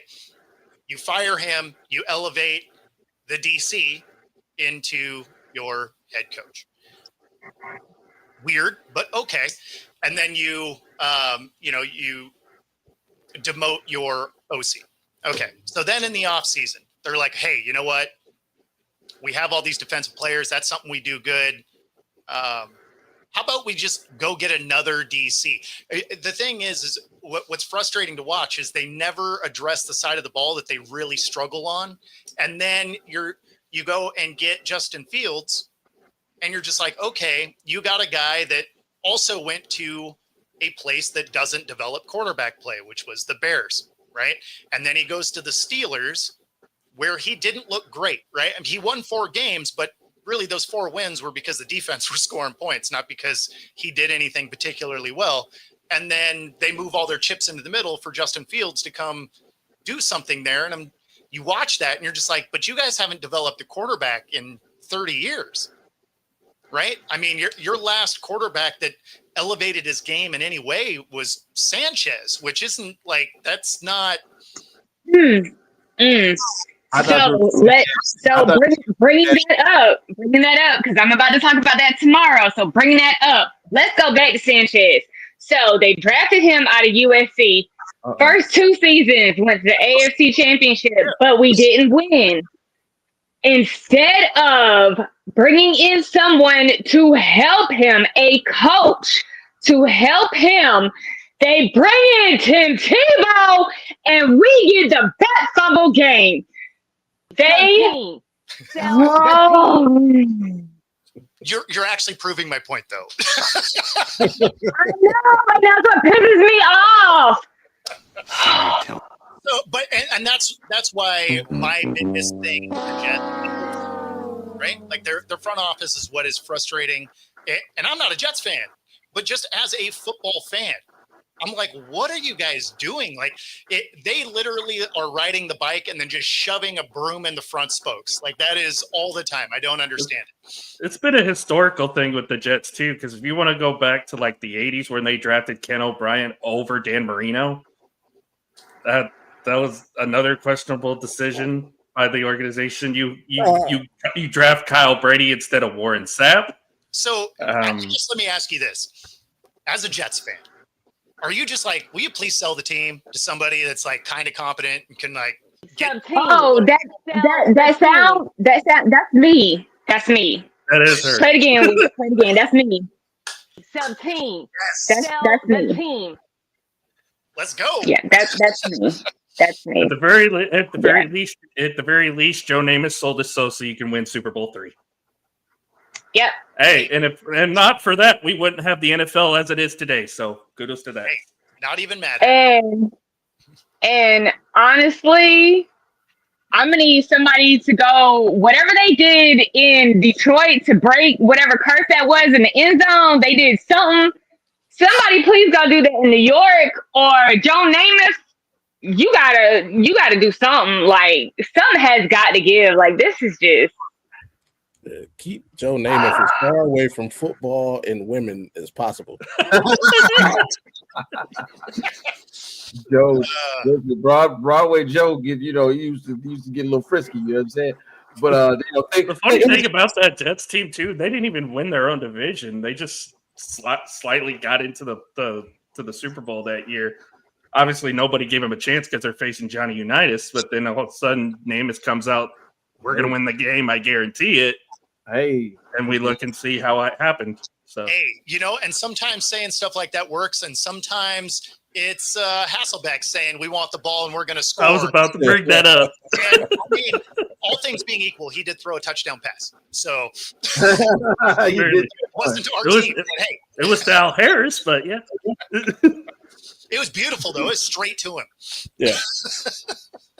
So look, bro. As we continue to crawl, we're kind of crawling into like the recent week or so of the NFL with our questioning, right? One of the things that stand out to me for sure is the quarterback play of one or two teams, one going down and the other seemingly coming up a little bit. The Houston Texans CJ Stroud. Now, for me, I think for me, the idea of letting a all-time Pro Bowl looking playing left tackle like Laramie Tunsil go to the Commanders was one thing, but then we talked about coaching and we're talking about development. We saw Caleb Williams look really good for like 3 weeks, even though the games look a little mishmashy. I feel like at one point in time, Caleb Williams and CJ Stroud were like this, the Spider-Man meme where they're pointing at each other and they're still, who's Spider-Man? Like, are we watching the same game? I was gonna say, was that Caleb Williams? Was that Caleb Williams, or was that the Dallas defense? Because to me, that was the Dallas defense. There it goes. See, there it goes. So that's my point. Is it because of the teams that they're playing that CJ Stroud looks good and that Caleb Williams looks better? Like, where would you put the emphasis on the development of two quarterbacks who both have the franchise strapped to their back right now, technically? So, man, how to answer that? It's a lot of factors. I know it's a lot of factors. It's a lot. So, I mean, I guess here's the thing. Dallas, I mean, you had Diggs give up on the game. Mm-hmm. I mean, everyone on this panel could have caught passes against Diggs, against what we saw on Sunday. So, yeah, I don't know that I'd put a ton of stock in like, oh, he made an amazing pass. It's like, yeah, you know what? It's easy to complete when there's no one in the picture, right? Like if you got a dude running free and there's nobody within 15 yards of him and you can just lob it, you know what fast receivers can do? Get under the ball. So, I don't put a lot of stock in it. Honestly, to me, Caleb Williams is kind of underachieved for what it is that Bears team has, right? They finally got the coach they want. They have a solid defense, right? They have weapons. They fixed the entire interior of their offensive line. The only thing you need him to do now is complete passes. And if you remember against the Vikings, he had more wide open. That was another one where he was 10 yards open and he missed him by 10 yards. So, I mean, like he's gone out of his way to hurt himself. Now, do I think he gets better through the season? Sure. It's first year with the coach. And I mean, like there's a lot of things that can happen. And can you feel good about a season where they don't necessarily win? Sure. Because if he looks solid in a division that's going to cannibalize itself and maybe you miss the playoffs, but you're an 8-win team or something, you can actually still feel kind of good about what it is you could see out of it. Unfortunately, what we are seeing is, what you are seeing is, him melting down in key moments and, having trouble hitting wide open targets when they're there. And so, I don't know, there's a lot of questions still. When it comes to CJ Stroud, man, the Texans, they don't look sharp, right? Like they don't look like they're always playing on the same page. And, that's a coaching thing because it's not like they don't have talent. So that's something we're going to have to watch. And of course you're getting into the time of year where we're looking at week 4 already. Right. So, I mean, you're looking at these things slow starts are over. Like you got to go. So that'll be the real question for teams like the Texans. I got you. Now, this is, once again, we're getting into, more recent times in my mind with the lines of question. And once again, everybody, we got Bo Crouch in the building from Football Talk with Bo. Make sure you like, share, and subscribe on his hard working self because he be out here in the streets. Okay. In real life, the other day, we saw a defense pretty much overpower how suspect a aging quarterback could be. And then we saw another team with a aging quarterback, and their defense kind of let them down a little bit. So let's get into it when we talk about Bobby's Cleveland Browns and nobody on the panel's New York Giants, as we just found out that Uncle Russ is being benched for Jackson Dart, one of our first rookies to make a guest appearance in this NFL season. So, in comparison, once again, it's not apples to apples. It's kind of apples to oranges. The defense of the Cleveland Browns is sustaining Joe Flacco, you think? Yeah, I mean, Joe Flacco's not the answer. He was never the answer. Like, even when he played good there, last year, right? Year before, 23. Or year before, yeah. Year before, yeah, he was out, yeah. So the year before, you look at it and you're like, okay, he's throwing for, 300 yards a game, which, cool. And then you are looking at the stat that matters is his touchdown to interception ratio are almost the same. It was almost 1-to-1. And so you're just like, I mean, yeah, like he was better than what was there, but it's not like he was killing it. So, now you have the Browns in the weirdest quarterback room ever. I guess my big question really for Bobby is what is the direction here? Because I mean, obviously Flacco's not your answer all season. Gabriel is your guy that fits your offense better. You're like schematically, right? Yeah. But you still have Shedeur there. You go get Zappy because I guess why not have every quarterback possible? Snoop Huntley one time, right? Didn't they get Snoop over the season? Yeah, but that was because guys were hurt in the preseason. Yeah. So that was just to get him through the preseason. He was never going to make the team. But for them to go get Zappy for the practice squad, I mean, you're carrying 4, technically 5, but I don't count Deshaun because, really he's going to be gone. But, so you're looking at this thing and you're just like, what is your path forward? Because it's not clear. It's not weird.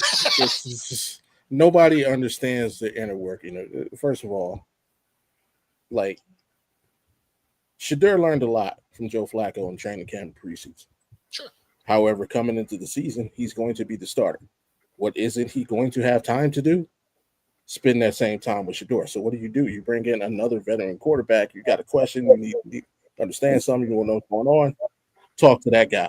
Second, everybody's talking about put you on the practice squad. They don't really know how to practice NFL practice squads work. You don't just get to go in there and just go off and gunsling. They come with plays. They like to run this set and do this, and when they do this, the ball goes here. Throw the ball here.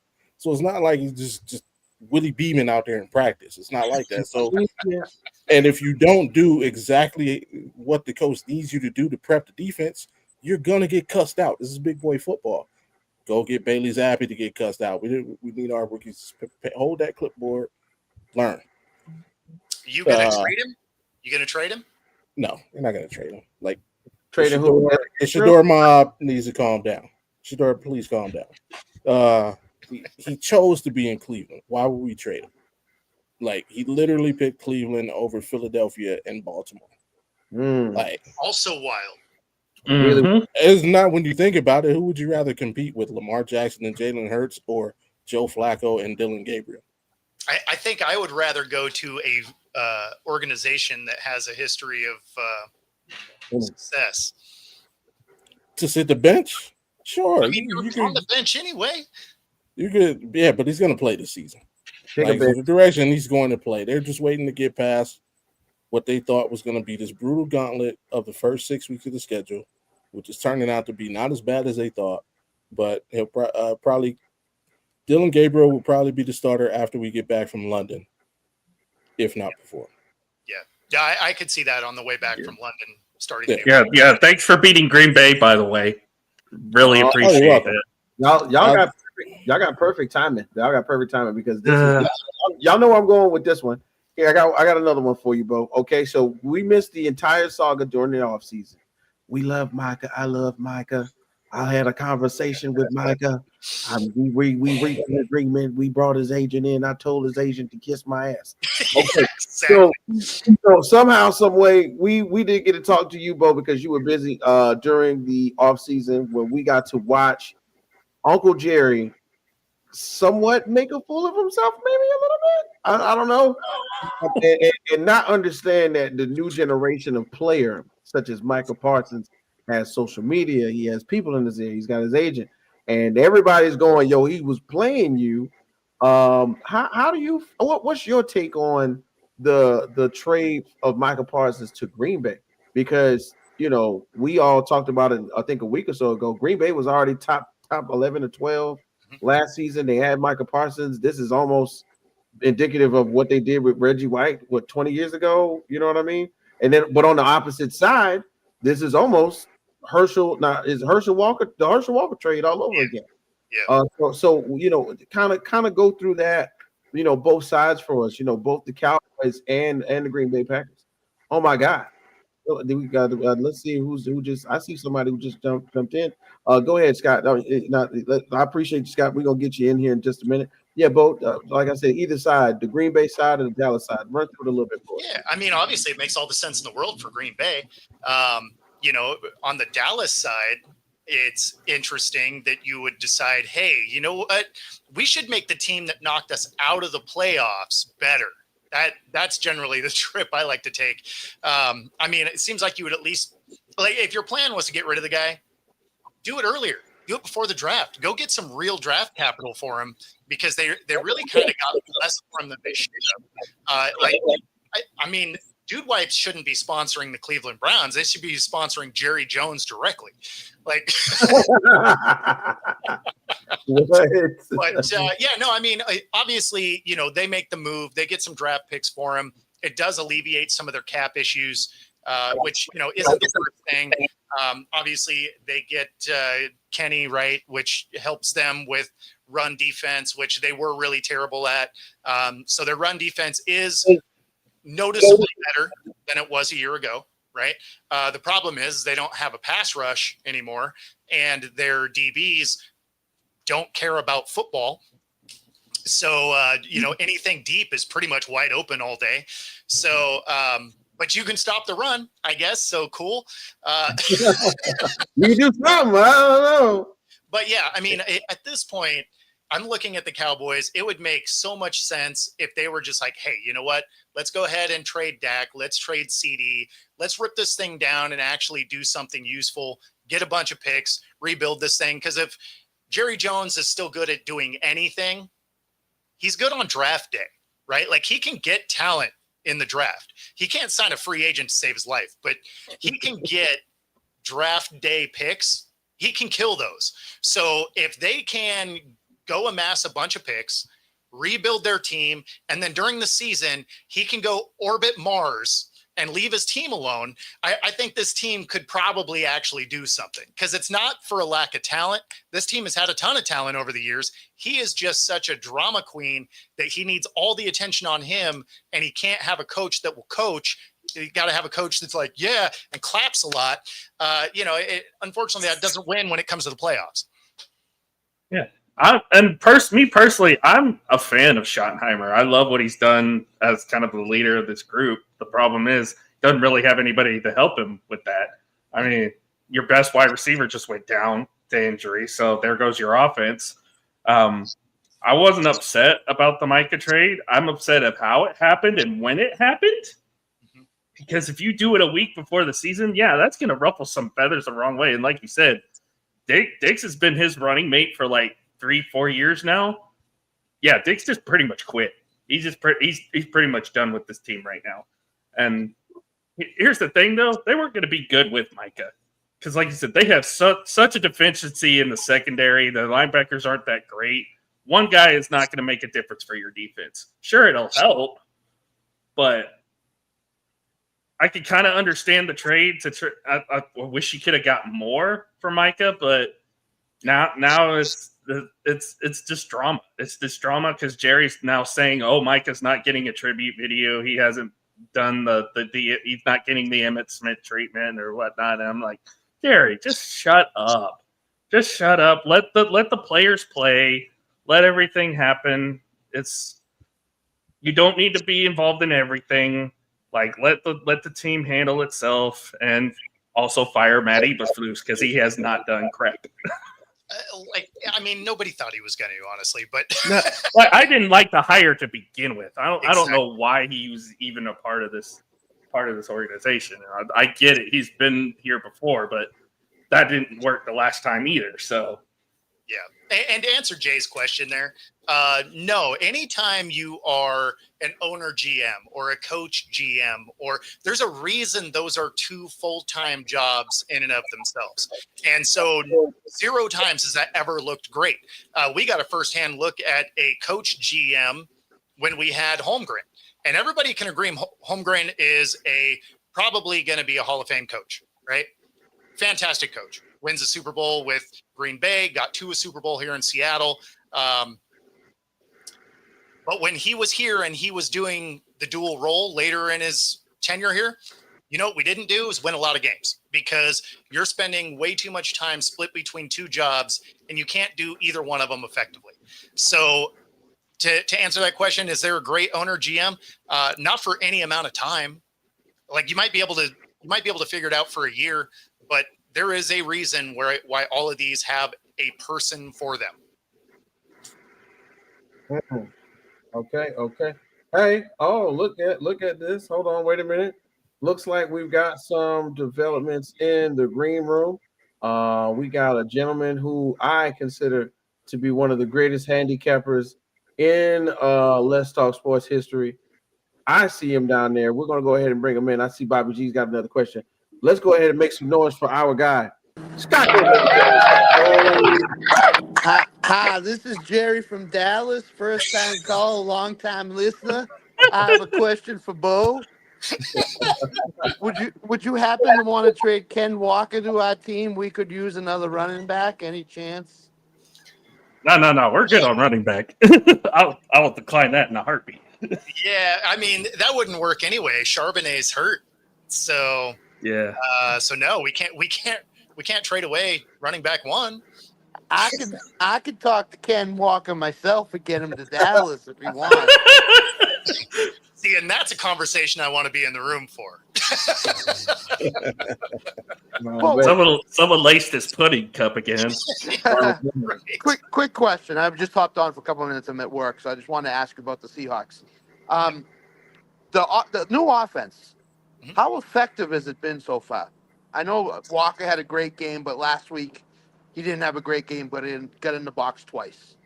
So yeah, I mean, so it's evolving, right? And I mean, you're talking about a coach in his second year, a defense that it's kind of their second year. The offense is their first year, right? And so this is something that I fully expect to get better as the season goes. But I mean, you know, we're seeing a lot of touches from Horton, right? Which is a rookie that he's actually why MVS got dispatched from the team, because they needed to make sure they could keep Horton on the roster. You know, Kupp has looked good in the touches that he's had, but our offensive line is still kind of coming together, right? We got a lot of new pieces. I mean, basically we kept our 2 tackles, and then we rearranged things and drafted a guy. And so the interior is still a little soft, right? And so that being said, they've looked good. I mean, outside of a meltdown late, they beat the Niners, you know, in week 1, right? So they fall apart in that fourth quarter. Niners steal that win. But after that, I mean, they've looked good. Obviously, I don't put a lot of stock against the Saints because the Saints are terrible. Right. Like right. They're just a bad team, top to bottom. Like everybody, if you're playing a survivor pool, bet against the Saints every week. You'll probably be in the final round. No, they're playing the Patriots in a couple weeks, so no shot that'll happen. So, I mean, they're going to get beat up by the Bills this week. Oh, I'm definitely, no doubt. That's my survivor pick this week. Yeah, that is mine too. That's mine too. Yeah. Oh yeah, Bobby G. You had one more, right? Yep, one more. First, let me know when you got a Thursday free, but we gotta get you on the post game show. So Thursday's gonna be hard. And the only reason I say that is I used to do the sports bar series where I'd go to a different sports bar across Western Washington every Thursday night. This particular year, I'm doing my Pick'em show the hour preceding Thursday Night Football, and I am doing those live from Crucible Brewing every Thursday. So we're doing our Pick'em show directly through the game. So I'll actually be tearing all that stuff down to then get back home. So doing it after the game on a Thursday will be exceedingly difficult. Still doing it. We already established your deadbeat husband. Keep it up. Come on the show. But no. Final score aside, and we already not excluding quarterback situation. What do you think of the Browns rookie class, other than the QBs, and over or under 250 yards? Detroit Lions on our defense Sunday. You know, it's funny because I actually like your team. As far as the construction, like it's good enough to win. It's just the quarterback is an essential piece. No, but I'm talking just the rookie class, like Schlesinger, Mason Graham. Thanks, Uncle Scott, for dropping in. Again, like I like the talent all across it. Rookies, veterans, like I actually like the team as it's constructed. I just wish you guys had something under center. That being said, as far as the Lions, man, they've been like, you don't know which Lions are showing up. Like if you see the Lions that you just saw, I mean, over. You know, but if you see the Lions that opened the season up, you're like, I mean, so that's a good question. That's a good question. I would still hit the over, and the only reason I say that is because I don't trust your ability to consistently move the ball, and that'll give their offense more opportunities, which allows them to get to that over. If you had consistent play, I would say the under, honestly, because I really do like your defense. But because they're going to get extra opportunities, I think they hit the over. That's fair. Oh, okay. So we got it in. Look at that, guys. We're reaching the top of the second hour. So you know what? Oh, and Uncle Scott's back in. Jumping in real quick. Guys, look. We got to do it. We're going to go ahead, folks. Stay right here. Don't go anywhere. We got to go ahead and do the rundown real quick. Hey, everybody, make sure you know this is the Red Bull Sports Hub. I'm your boy, K. Witch. I was the #1 draft pick. And yes, I do put ranch on my hot wings. And then also we got our guy, A.P. Allen. Paralysis? How are we saying it today? I'm just kidding. We got Alan Paralysis in the building, man. Once again, thanks so much, Alan. We can't wait for you to come back in October. What else you got on your schedule? For the usual, podcasting work you got now. So Scott and I, obviously a part of Lock It In on Saturday and Sunday. Saturday we talk college football. Sunday we do NFL, prop bets, and stuff like that. Sunday night as well, we have the Sunday night post-game show, which this week I might be drinking a lot because it's the Cowboys and Packers. So, I'm not going to like that one, am I? But then, other than that, baseball show tomorrow night. We're going to be obviously talking about the playoff teams. Almost the entire National League has already been decided except for one team. Meanwhile, it's just Toronto and New York are the only American League teams right now. So, and we did officially get eliminated tonight. So, wow, tough road. I'm sorry. I did want y'all to go. Yeah, we got beat again by Minnesota. It was not good. All right, and on that note, Miss Jets girl, you know we love you coming in the building, so we got to say thank you again. What do you have going on this week, ma'am? Are you busy? You going anywhere? Catch me every Thursday after Thursday night football with Bobby G and Wausau Bar. I was leading by 1 point. None of my teams did anything that they were supposed to do this week, so I know Bobby G probably has one up on me, but I was leading the guys for 2 weeks in a row. I had the most points. So. Ball claps. Bobby G, you a busy man too, bro. You know what I'm saying? You also in the running for a Father of the Year as well. What you got going on for the rest of the week, bro? Tomorrow, catch me and Big Mike from the Man Cave. Game time 216. That's at 2:16 Eastern. We're talking all Cleveland sports. Of course, Thursday night, like April just mentioned, me, her, Wildcard Mar, the Thursday night post game. What is I can't remember the matchup this week, but whatever game plays, grab your beer, join us after.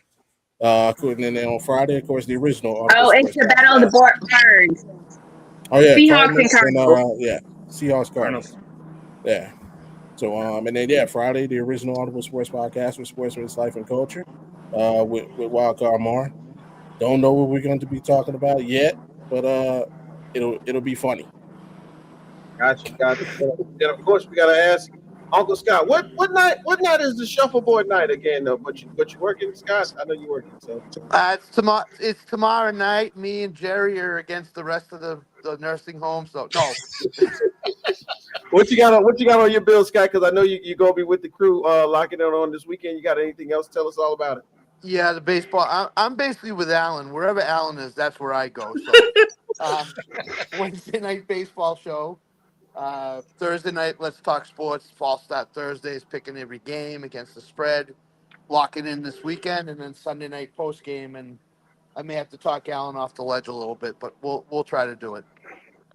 Yeah, man, can't wait for this weekend's lock it in. I provide him with this daily Metamucil, so he's good. All right, guys.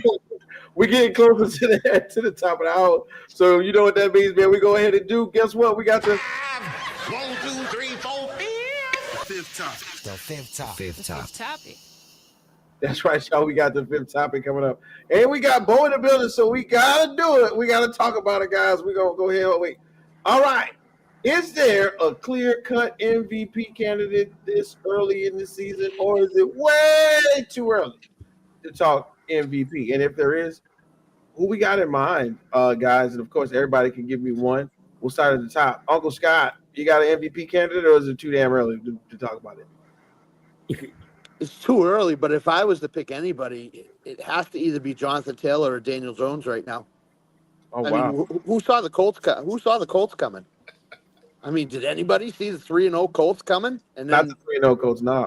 Not the 3-0 Colts. So Jonathan Taylor is the number one running back in the NFL right now, in basically all stats. So I would lean toward either Daniel Jones or Jonathan Taylor right now, but it's still way too early to pick one out.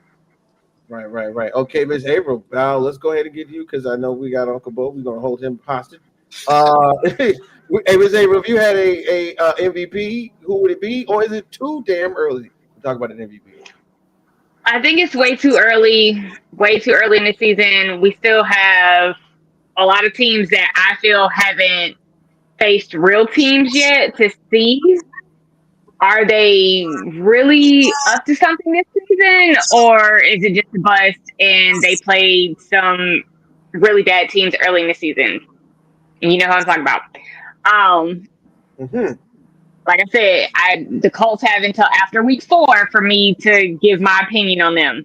But if I had to pick somebody like today, Justin Herbert. I don't know. This season is weird. He's playing really well, and he's making me take notice. So if I had to pick somebody today, Justin Herbert has my vote. Wow. Okay. AP, Alan, you're a sports watching guy. If you had to pick an MVP candidate, who would you pick, or is it too damn early? Oh, here comes the Dak Prescott love. It is too early. It's not Dak. Please, for the love of God, don't put that on me. Not right now. It is too early, but yes, my quarterback is in Dallas, but there's also another guy that I've been a fan of since 2016, and that is Baker Mayfield. That would be, if I had to pick somebody right now, it would be Baker Mayfield. Wow. Okay. See, I was waiting on somebody to say that.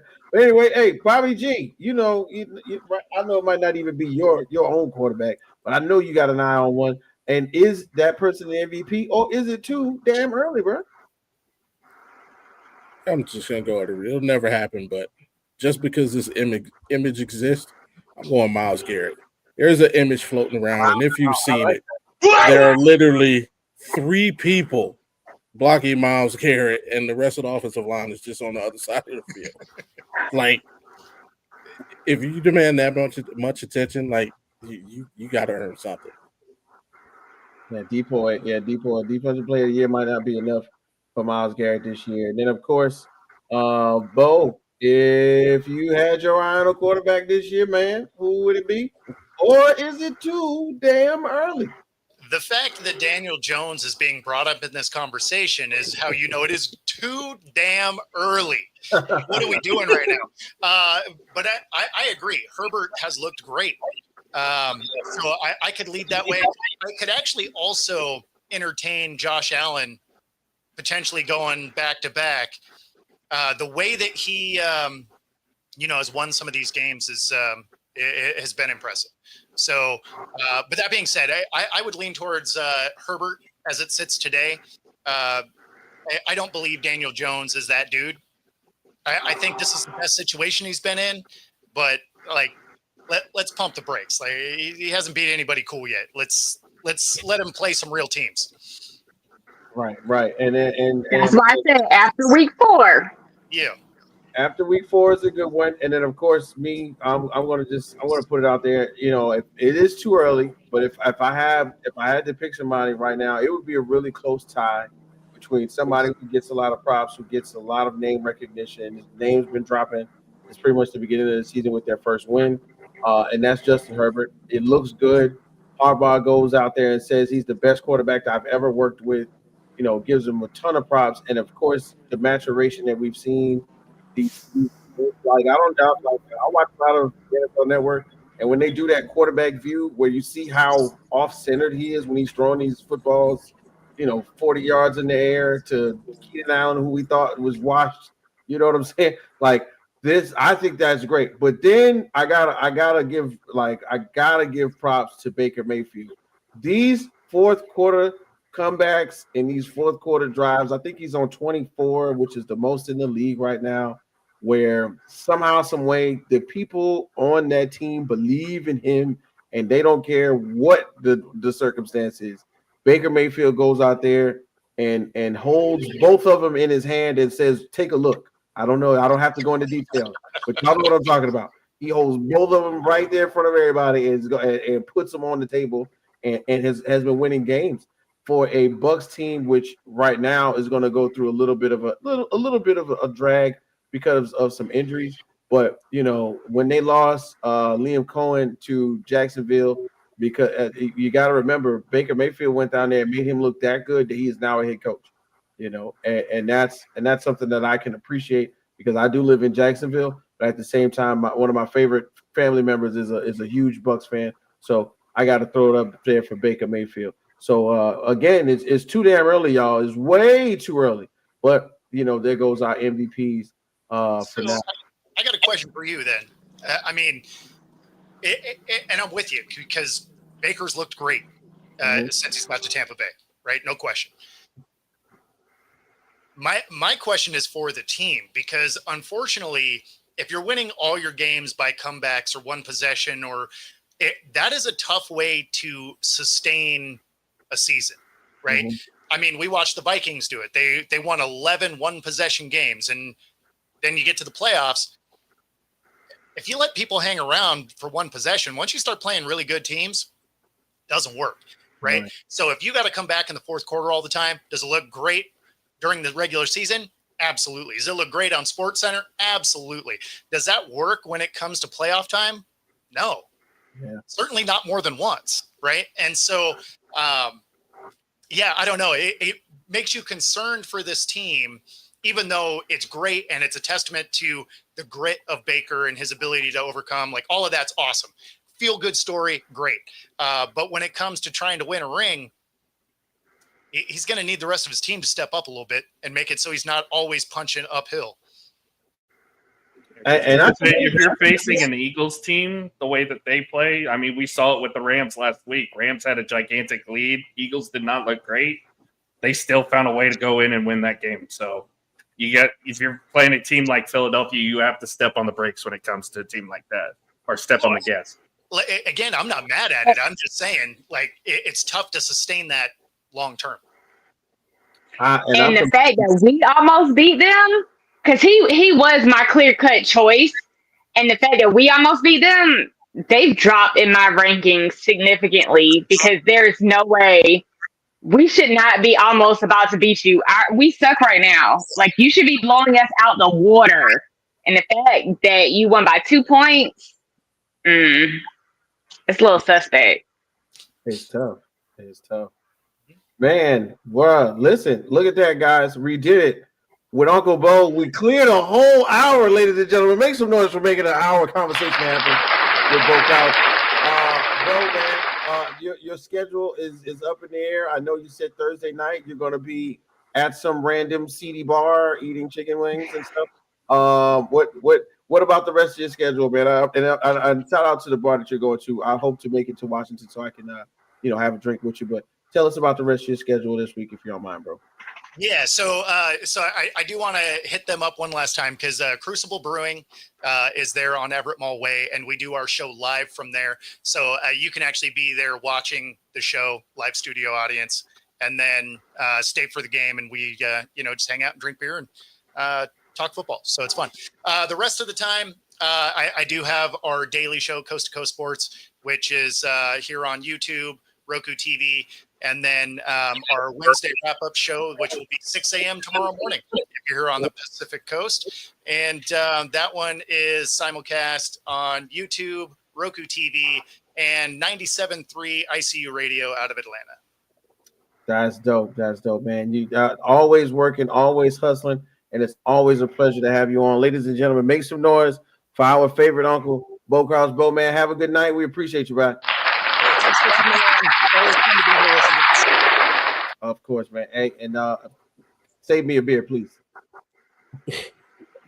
All right, man. So once again, you know what it is, man. Rec Room Sports Crew. We are in the building one more time with the whole gang. Of course, you see how we do it, man. We got guests on top of guests. Somehow, some way, we make it happen, and then it turns into this. The crew is still here, but there's something that we have been missing. Something that has been missing lately from the show, and I am happy to introduce this next segment.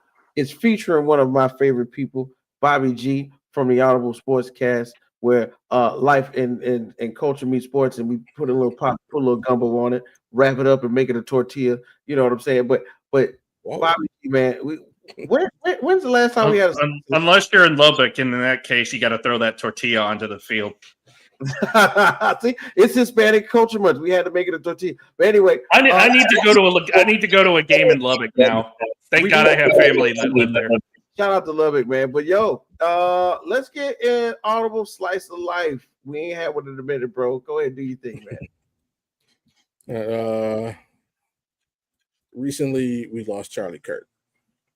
Now, this isn't going to be about Charlie Kirk personally. I was not a fan of Charlie Kirk. I was not a fan of some of the things he said. But I live in America, and I respect his right to say everything he said. Why? Because I believe that you have the right to say whatever you feel as long as you are able to live with the consequences.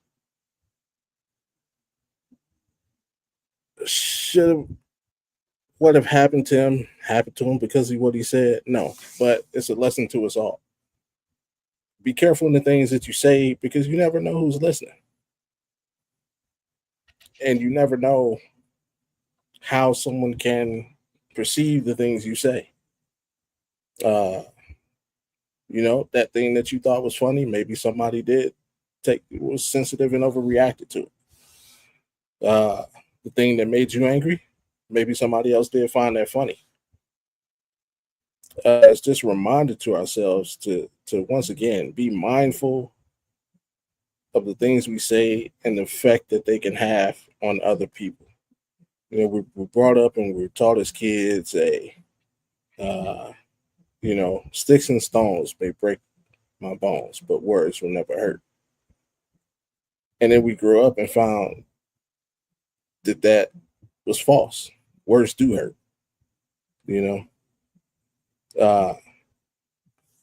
from knee high, even as an adult, a loved one saying something you don't like can get to you. A friend pissing you off. A kid bullying another kid. Like, the things that we say have dire consequences. Let's just take a few seconds to think, and let's let our day-to-day interactions end a little bit more positive. You know, there's so much going on in the world right now. And it can all, I would say all be resolved. A lot of it can be resolved with a few kind words or just a simple conversation for better understanding amongst people. Let's get back to the days where we could talk to each other. And I take it, one of my favorite movies of all time is the movie Heat. If you know it, it's Al Pacino, Robert De Niro.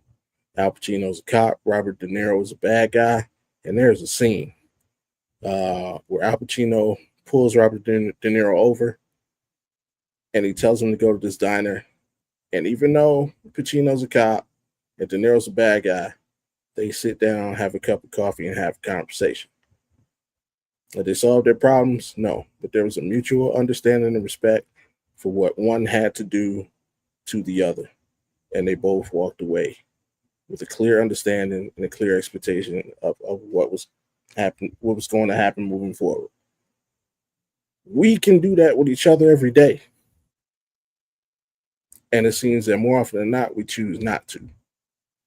Let's get back to choosing to move forward. Let's get back to choosing life. Let's get back to choosing our brothers. Let's get back to choosing our sisters. Because I'll tell you what, I've never died. I've never been dead. And I'm not quite ready to see what that feels like, especially over something I said that could have easily been resolved with a simple conversation. So just be mindful of what you say. And hey, have the decency to take a look in the mirror and have some self-awareness. If you do slight somebody or you do, cause verbal harm to somebody, to apologize and rectify that situation before it goes any further.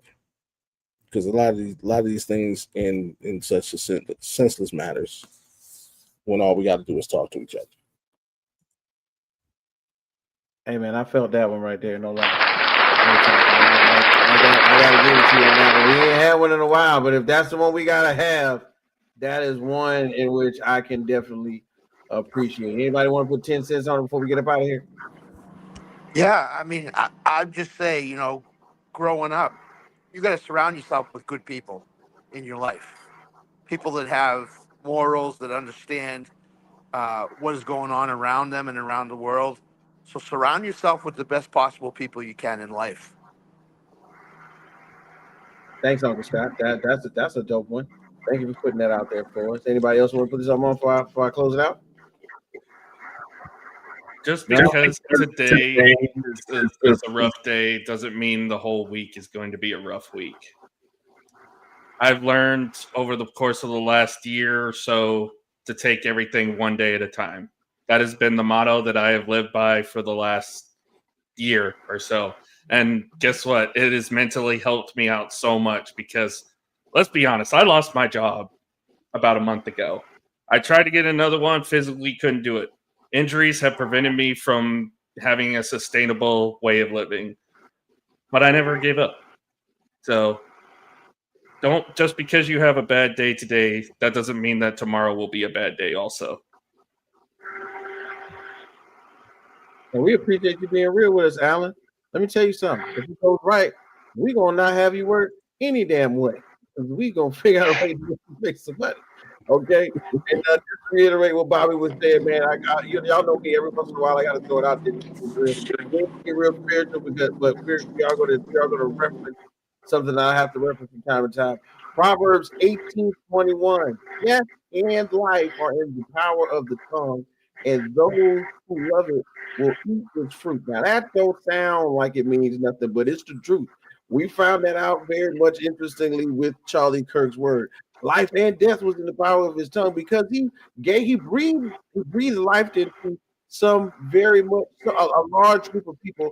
That's why we got a lot of the demonstrations for his passing. I do not agree with how and what happened to him. There are two small children who will have to live with the emptiness of losing their father to senseless gun violence.